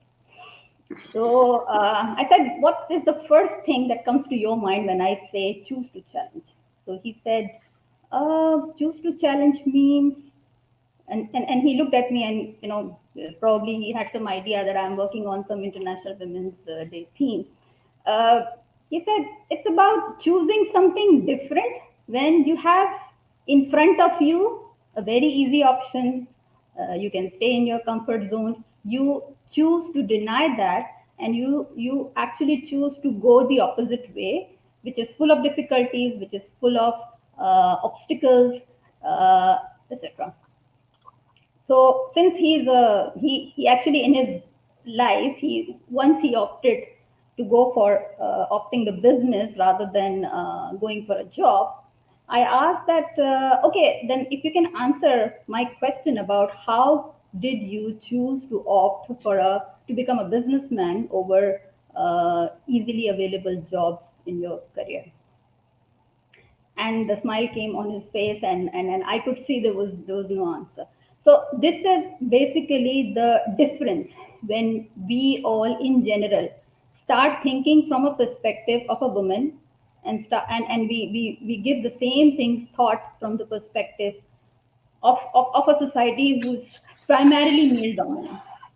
Now, dominance is not completely negative, I would say, but what happens is that the, the, the portion of the society which is under dominance start to lose their own identity. So that's the problem that we face in a male dominant society, that the females start to lose their own identity as a human being. So when we talk about equality, when we talk about diversity, it is about recognizing women as a human being, as equal counterparts, because nature has given same level of attributes to both the sides. It's just that how you employ them, how you make use of it. Now, if people choose to challenge, then what are they challenging? I mean, the question is, what are we trying to challenge? So we are probably trying to challenge the identity which is set and which is predetermined by the society and the accepted values. Now, if I go back, so what kind of an identity crisis a woman goes through? The identity is coming from her father. Her identity is coming from her husband. Her identity probably is coming from her sons. So what about herself? Herself as a human being, herself as what qualities nature has given her, and what is she making out of it? Then, if a woman choose not to challenge, what will happen? She will be driven by the decisions which are taken by others, by the society. Let me be specific: by the neighbors, by the relatives, by the family members. So this is about choosing to stop what others are deciding about you and go your own way, carve your own direction, aim for something which inspires you. Now, in today's world, a lot is dependent in terms of decision making on the economic empowerment.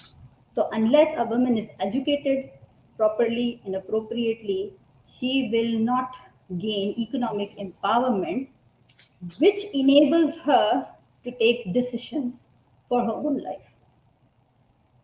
There is an image of women in our society, which is called an acceptable, likable image. Better, we call it a likability bias.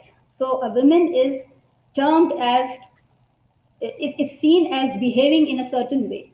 And if she deviates from that certain way, she is thought to be rebellious, to be claiming independence, to be I would say weak in terms of accepting the acceptable norms and then going in her own way, in her own selfish direction. This likability bias actually does a lot of, it creates a lot of issues.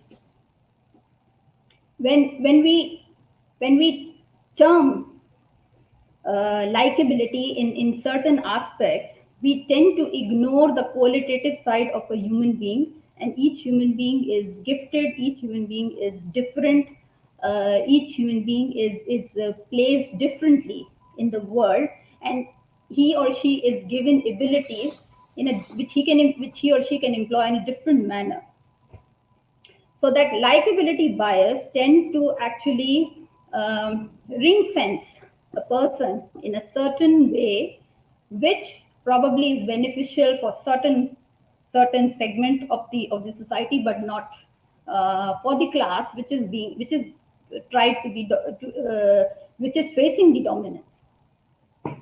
Now, in terms of women, when the barrier and obstacles come, the dilemma is they have to go an extra mile to prove their capability, to prove they are eligible for equality. They are also capable of doing all the things which men are doing.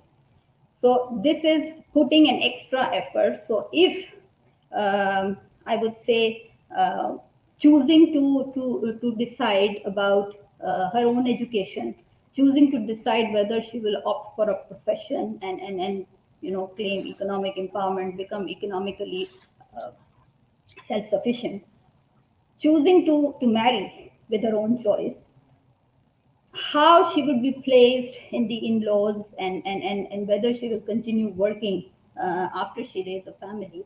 This is These are the primary obstacles and cultural barriers which women faces in all stages of life, and it continues, and there is a never-ending story.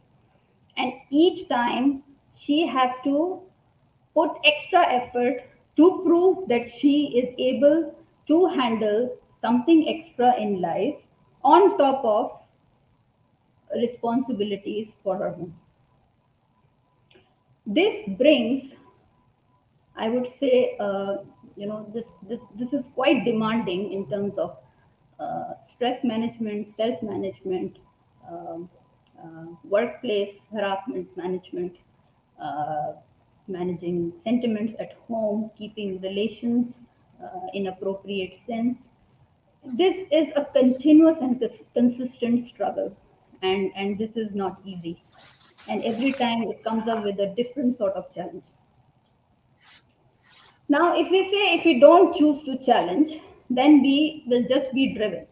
But what happens is that there are women who cannot make peace with self, and they keep struggling in continuing to be part of the society as they are deemed.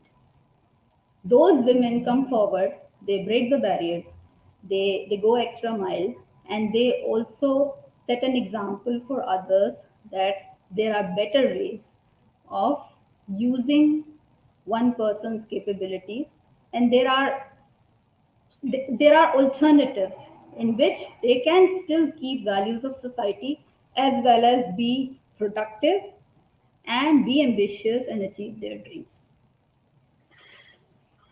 I personally would say that in my life, I have chosen to challenge at four major points. Number one was to continue my education. I belong to a family in which we were only girls, and we had only one father to provide. Um, Continuing education primarily was, for me, it was to gain economic empowerment, to be self-sufficient so that I can keep taking my decisions as how I like. The second challenge which I chose to accept was to opt for a profession with which I can continue for the rest of my life.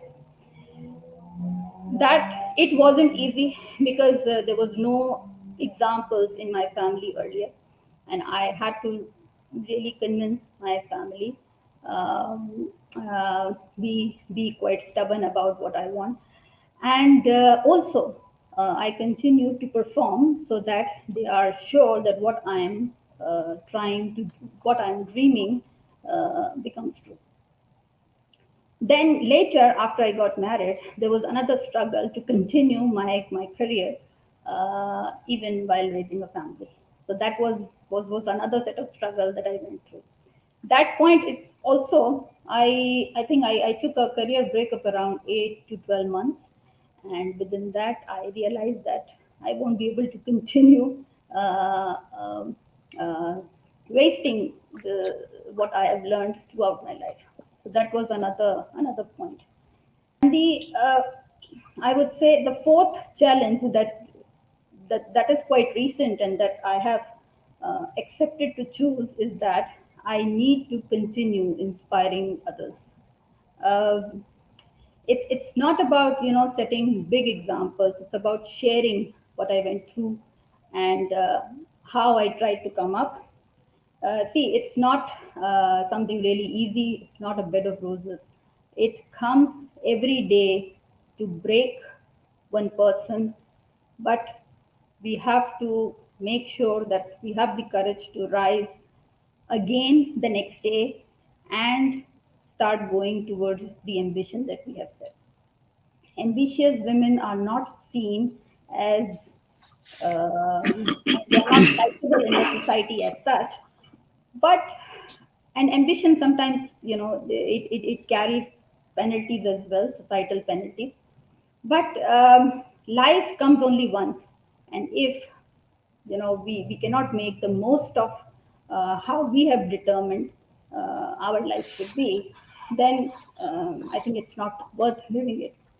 So yes, it is hard to choose, but the only alternative is to then continue accepting what comes from the other end. And how we choose to challenge is, it depends on scenarios. I think it's about the aim. You keep looking at the aim, and then just it's about continuing every day with the same level of energy. Effort is important, but the direction in which the effort is put in is that makes a difference. So choosing carefully and removing toxicity from life, staying with people who are courageous, who are inspiring, that keeps giving you strength. And yes, I would say women are capable, and they possess all the qualities of leadership, of working hard, working genuine, working doing multitasking. So this is something which is, it's already given in the nature. By saying that, I'm not challenging the other side that they don't have anything, but since it's a so much of attributes given by the nature, it is unfair to not utilize those attributes and just be, accept what is given by the society. So I would say, continue to make difference, and yes, um, happy International Women's Day, and thank you, Berkeley, for giving an opportunity to be heard. Thanks for sharing very beautiful thoughts. And with these thoughts, I have a few quick questions, if you allow me to ask, because I generally face these questions and I really wonder why it is.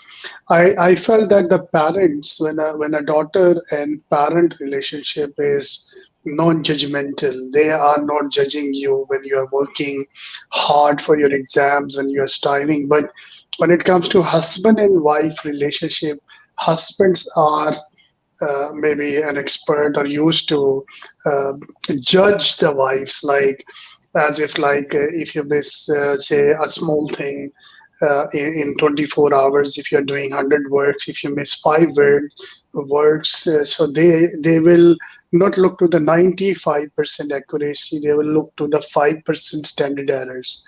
So yeah, I believe I know a lot of women who is in this situation where they feel that their contribution to their family, their dreams, and their hard efforts are not appreciated in a way as it should be.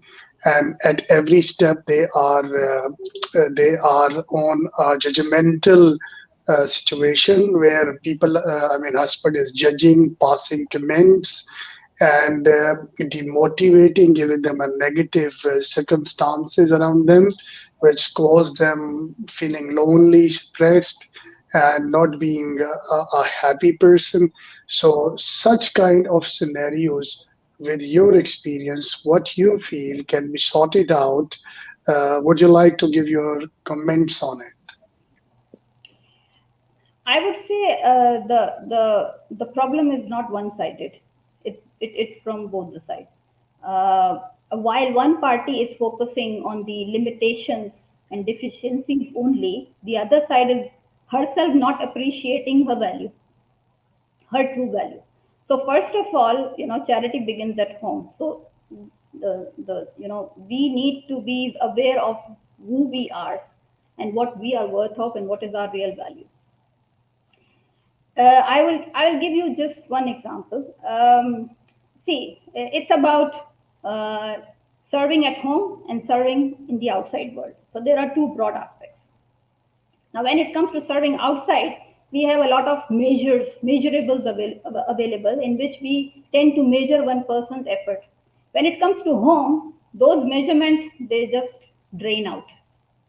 It's the same level of commitment, it's the same level of energies, in fact, sometimes more than what is required at workplace, that a woman is putting, hours of efforts and energy and time at home. First of all, she herself needs to realize what she's doing. Once she realizes her true worth, I don't think that will really take a lot to communicate the same to her spouse, that exactly what it is worth like. Now, there are very simple methods. The work at home should be shared by both the parties. Now, it shouldn't be itemized as something to be done by women and something to be done by men. So when one party enters into the performance procedure, one person himself does realize what he's going through and what the other person must be going through.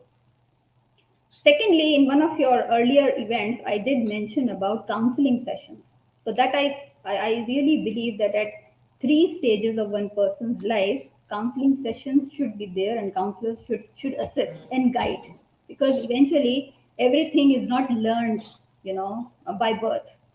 There are things that you learn in this world. So once matriculation is done, I think that is the best time when the person is male or female entering in the college life. They should be given some kind of a counseling as to what they are, what they want to do ahead in life, what are the options available. Sometimes we call it as career counseling as well. But life, the other aspect, non-career aspects should become part of it as well. Secondly, before marriage, so there should be counseling sessions to make sure that two of the people who are getting married, they know what they are entering into, what exactly they will be facing. And people who are experienced, they can from their experience tell those people to be prepared, what might come in front and how to handle it. Third, after some years of marriage, 5 to 6 years, a counseling session should be done to review where you stand from where you started. So this is something I think that could really help couples to sort out these 95 and 5% issues, which really are nothing, and they become quite big just because there is ego or there is miscommunication. So that sounds like a music to me. I want to share you some manly version. There are men like I want to share with you. We say that if you give education to anyone, they become flexible, they prosperous, they start understanding. But I'm telling you the story of a qualified in ACCA. Whom I was actually, he requested me to get him engaged with someone because he believed that I have some more public, connections. So I was actually sorting out some, like a pre-audit questions that what he likes, what will actually I was negotiating the right of a possible wife on her behalf, that would you allow to I asked some simple questions that what kind of girl is she educated? Yes, it should be educated, this and that. And at the end, he said that, but she will not work. I will work. We are men. I'm a man, and I will earn. This is not her job. So what? I mean, this is a majority of. I'm talking about a men, very less internationally exposed persons you will see who really want to share the kitchen, the babysittings, and what you talk living in Dubai. Maybe it sounds very normal that people help each other living in UK or US. Aware all our friends, they are into the same loop.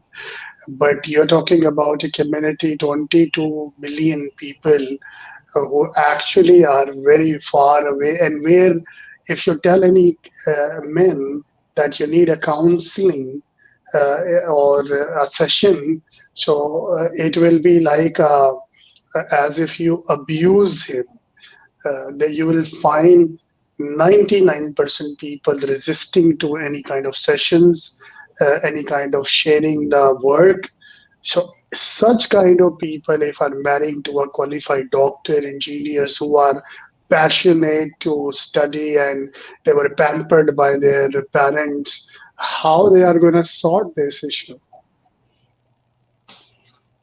See, like I said, women are managers by birth. And that is what I believe, because they manage a lot of things, and it all depends on how one is ambitious about what one wants to do. And then there are ways. So you will not find theories in the books that will tell you predetermined ways as to how to go about it. It's at the end of the day, it is about being human and being understanding. Counseling sessions can work definitely, but it all depends on how the two people are trying to implement it, and sometimes it flares up as well. In a society where things are primarily driven by family and not the person, so two people get married, 99% of the things are driven by the family, by the relatives. So we are living in such society in which we, with our own hands, give our decisions to our family or relatives, even sometimes to neighbors also. I would say, I mean, this is the reality. It all starts from self-realization, and self-realization will only come both to men and women through education. So if we want to bring a change, and if I mean, there are two choices: either we keep sitting and continuing and arranging International Women's Day and keep talking about it and celebrate a few of the women who broke the barriers and did wonderful, or we try to actually push for a change which probably may not happen in few years, but maybe in a few decades, that will reflect in the thoughts of our children. Because eventually, what's the cornerstone if you talk about Pakistani society? It's mother, it's ma, who's actually giving the tarbiyat at home. Father probably is not that much part of the daily life because he's out to earn. I'm talking about the masses. I'm not talking about the metropolitan society. So it's again, the onus comes to women. So women, once they start thinking about themselves and valuing about themselves, only then they will translate those thoughts to their kids. Once they will translate those thoughts to their kids, then when you give counseling session to the person, it is going to click. If a man is seeing some set state of society right from his childhood, how on earth, and he is in all his comfort zone. So how on earth do you expect him to choose to challenge? Because choose to challenge is about change. And if a person is in the comfort zone and everything is available to him, why would he want to change from the preset behavior? So people only change when there is something when there is a trouble. When life is all so good and everything is available at the doorstep without even asking, how the person is going to think about the change? In fact, he will resist any change. Women try to change because things are not available readily in front of her. And she feels that it's being unfair or unjust or it's not equal. But for man, if you continue, so again, coming to women, this is about women to be self-aware. I don't really blame men for all kinds of, happenings which are there in terms of women issues in the society. I really don't blame them, because the tarbiyat part, the teachings part is coming from the mother, who herself is a woman. So women education is more important. Unless that happens, she is not going to be aware, and unless she's not going to be aware, she's not going to pass the same thoughts to the generation. So Yeah, education right. But again. as I understood that the mother-in-law and the sister-in-law are the biggest enemies come out. Even both are mothers and they have their values.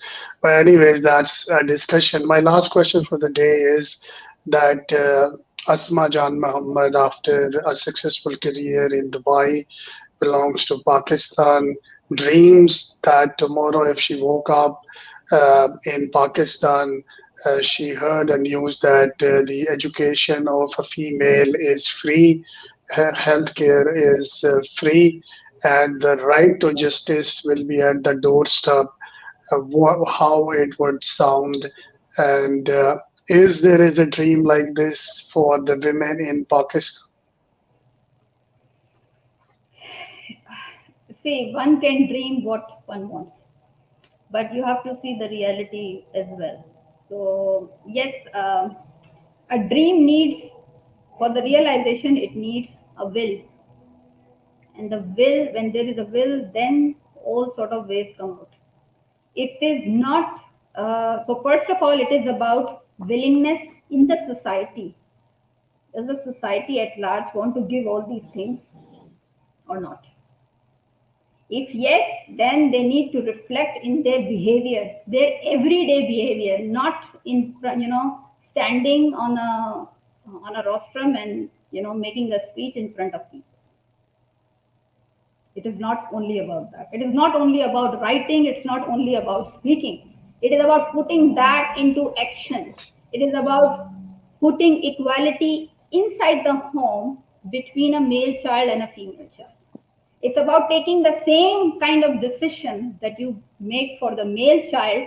You should be having the same kind of thoughts without any barrier, without any due thoughts that she will go married and she will be married and she will be away from the home and she will be somebody's responsibility. This is the primary mindset, that when a daughter is there, you assume responsibility, and when she's married, you transfer the responsibility. So this responsibility keeps shifting here and there. No, that needs to change. So this will affect your willingness.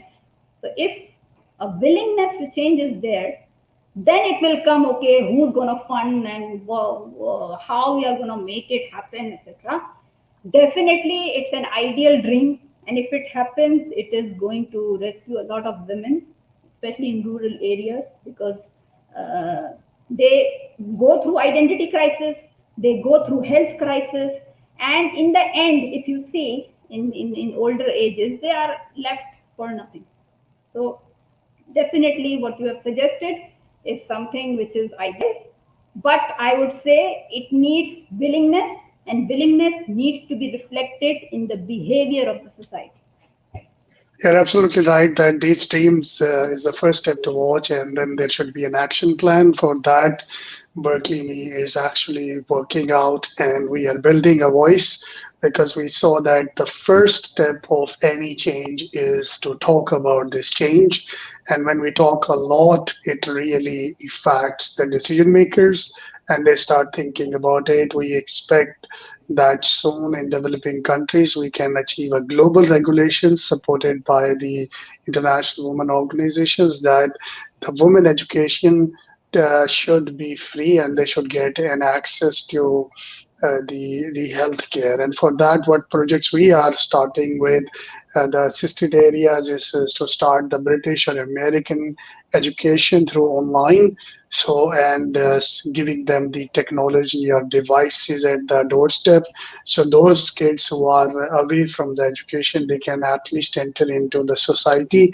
And these are the knowledge hungry kids who will grow up with a real change. And we bring these women in Pakistan, in developing countries where there is women versus man ratio is still in parliaments, in decision making, or in businesses is still minimal.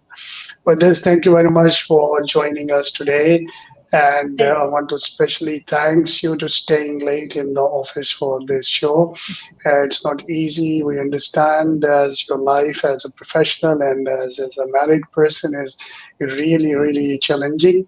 But I always appreciate your support, and I'm looking forward to see you in our next shows. Thank you, Dr. Thank you. With this, we will move towards the last speaker of the day.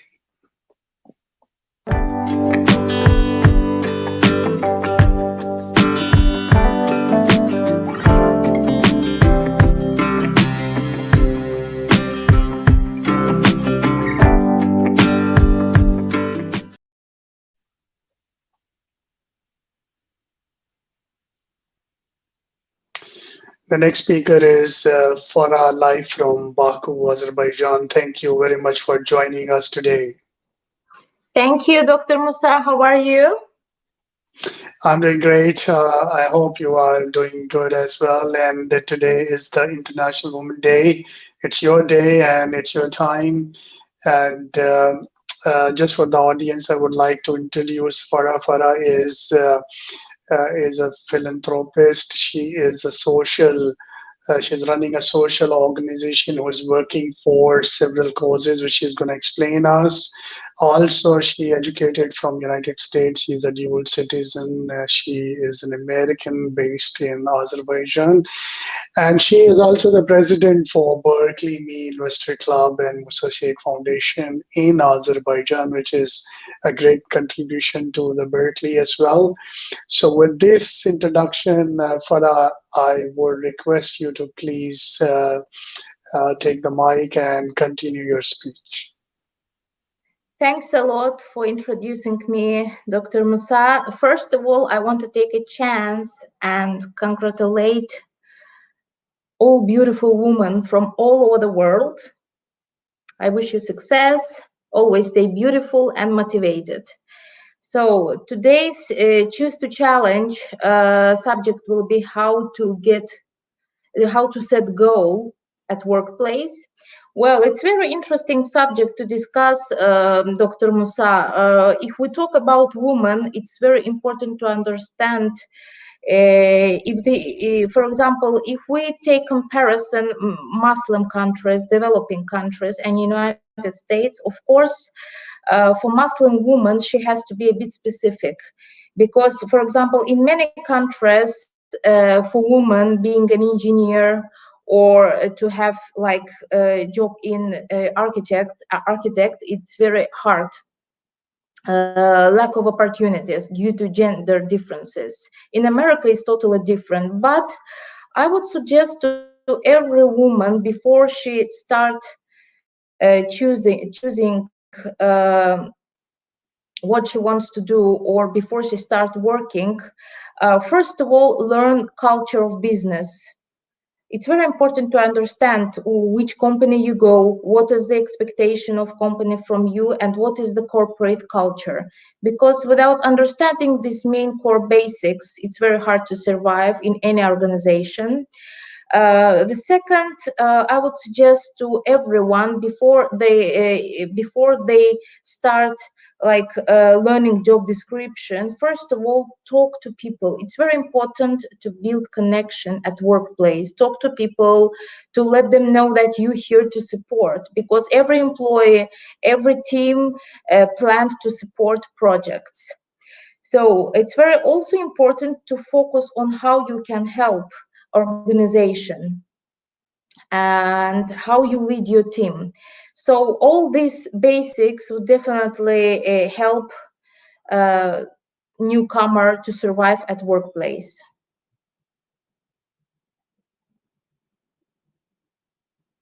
Musa, are you with us? Can you hear me? Yeah, I'm with you. I was actually listening to your beautiful points. Farah, I have a question for like related to the Women Day. That how important you feel is the voice of the women, because I felt that people have an impression that if you have a show or you speak somewhere, it's just a talk. But I truly believe that the first step to bring changes to talk to the women and make them aware that, look, you need to do something for yourself. We are here to help you, but you are the one who is the beneficiary. So please give your thoughts on this. So I didn't understand the question. Could you please repeat again? Talk about what? Oh, sorry, maybe you didn't hear it properly. My question is that how important this is to talk about women issues, how important it is to talk about women issues. How important it is to talk about women issues. Well, thanks for a very interesting question. If we talk specifically, like generally, if we touch women issues on governmental level, this would definitely require different steps. For example, I would mention one of the most important developing local communities for women, where people can see and identify the main gaps, the main problems of women. For example, here in Azerbaijan, we have problem in many communities, non-working moms. After raising her kids, she wants to start working. She wants to have an independent life because her kids already grown up, and she don't know what to do. It's not because of the education. Like we humans, and sometimes we choose area of study, and then this is life. Someone get married, and like this all routine work take years, and after they realize that, for example, they don't want to do what they graduated from, and what to do next. So I would develop coaching centers and local communities to support women, to motivate them, to lead them, to help them to find themselves.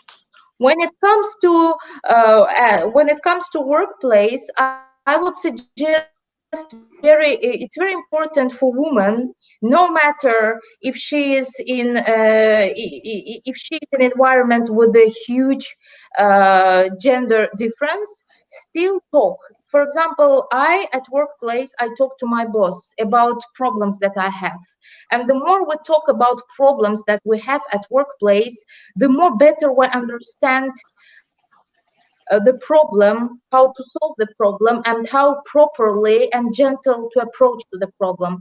Because some women, they deny talking about the problems they have, because they think that I'm a woman, if I'm going to talk, like I can get fired, or my boss won't like it. So it's very important to talk, to raise your voice, but do it very gentle. That's why I mentioned that it's very important to learn organizational structure, the corporate culture, to understand what is the processes, what is the policies. It's very important for every woman to know her rights. So this will help. That's amazing suggestion. And what issues generally a woman face at the workplace? The woman what? What issues generally a woman face at workplace? What are the common issues at workplace? Like you can say, maybe the colleagues are not treating them nicely. Thank you. I would say, first of all, not only women, but everyone face issues and face this problem usually, which is very familiar to everyone. This is a miscommunication. So it's very important. That's why I'm telling it's very important to talk to people, to understand each other, to make sure that at project, at workplace, you're all on the same page. And the other problem women face, again, fear of losing her job, her salary. So it's very important to fight her fears. And by fighting her fears, it's very important to work on yourself. I still believe that every woman, if we talk specifically about women, she should educate herself. That's the best investment. She should educate herself. It's very important to take courses to educate, and it's very important to learn details of work you do, because unfortunately, if you raise the problem at workplace, for example, if you tell that I don't know how to do this, I don't have enough skills, definitely every management at work, I would just definitely ask, have you ever asked how to do it? What you do, try to learn how to solve this or that issue. It's very important to improve yourself for yourself, and more we improve ourselves, the less problems we have at workplace and in society. So education for women is a priority. And I would suggest read a lot of books in the area of business we are. For example, I'm in social project, I'm in negotiation, and plus I'm procurement and supply chain director for the group hotel. So I have a lot of books and certificates continuously. I work on myself. I read a lot of books. I read about specific of each. I read about specific of each detail at work that I do. For example, charity. I'm a social charity project.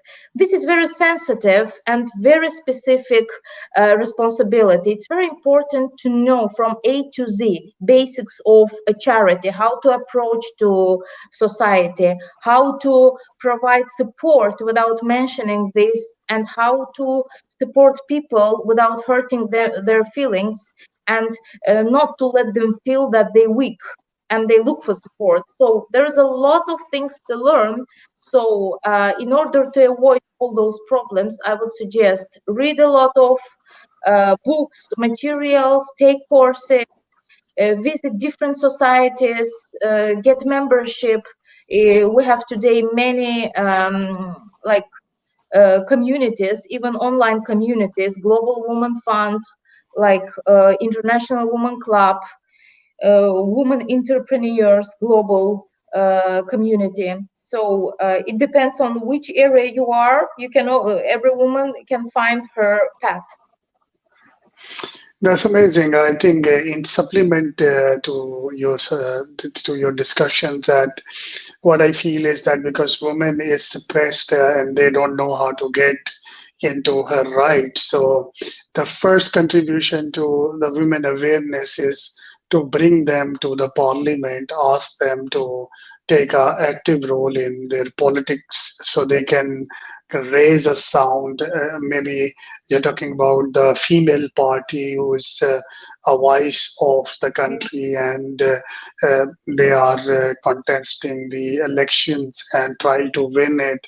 So once they come in the decision making, they don't need to beg to a man to go for some rights, which they are actually not getting since years. I guess the model of begging the rights from a man should be transformed into the reverse, that the women should come in the parliament. They should not be feared. They should break their fears, because as you said, that women don't speak. They are feared, not because if they speak, they might lose the job. They will address some issues from different people. So the first important thing is to break the fears of the women, that fear is not going to bring change. You need to be brave, and then you need to have a sound. This sound, of course, a woman in parliament will definitely take care of the next coming women around this. So this is really important, to create a woman in leadership, women in parliament, educate them to be the leader, educate them to create self-awareness, that how important this is for them to come out and ask for their own rights within their cultural and their whatever thoughts they belongs to. It's pretty fine. I mean, this is the right they are looking for. So I would request you for your closing remarks for the day.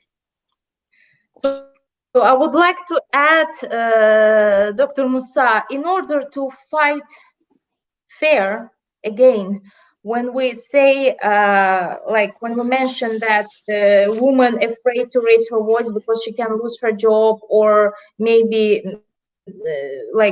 she can feel gender difference, I still believe that a educated woman, she has no fear of raising her voice. So for me and for every woman, I think it's priority to get education, work on herself, and fight her fears. Because by fighting, by educating, we will fight our fears, and then this will bring a very huge differences and improvement in communities and in developing countries. That's amazing, and I wish you good luck as a president of. I wish you good luck as a president of Berkeley Me, Thank and you. I believe that you will be able to make the difference in the woman life. And our full support is with you. And I'm looking forward to speak you in other shows as well. Till then, take care of Thank yourself. you. Thank you. With this, we are at the end of our discussion. You saw there are beautiful ladies who has really excelled in their life. They were in tough situations. They break the barriers and the taboos created by society. They really come out. They've got financial independence, and now they are in their ages where the social corporate responsibility is on their shoulder, which they feel they have a pain for the women in the developing countries. When they see their countries, they see that education is still not the priority, healthcare is not the priority, women is not the priority, which is actually in 2021 is a very, very bad statement to absorb. And it's a time that women should break the fears and whatever culture they have, keeping their cultures with them. They should get the rights of being getting educated. They should get the right. This is the right of women that at doorstep she get justice. She should not be a victim of injustice, and she should get a free education and free healthcare. And if no one is thinking about it, they should take the lead because they are the effectees of it. The women in parliament that can bring change. The women should come out, raise their voice for their rights, is the only solution to bring dynamic change in the global economy. And this is how women can translate their dreams into reality. For this, achieving these goals, it's very, very important that women should educate themselves for good governance, public administration, business administration, and they come out from their homes and raise their voice in order to achieve a better world, a peaceful world where there is harmony, tolerance, where there is a global economic prosperity, where there is connection, where there is a respect and there is a love for all the human beings, so we can foresee a better world with the contribution of women and men in the society. With this, I would like to conclude the day with the great wishes and appreciation to those women who really played an effective role. And I'm sure that they will keep playing and inspiring the women who is listening to them and ready for their future challenges. Till then, take care of yourself. See you in the next show.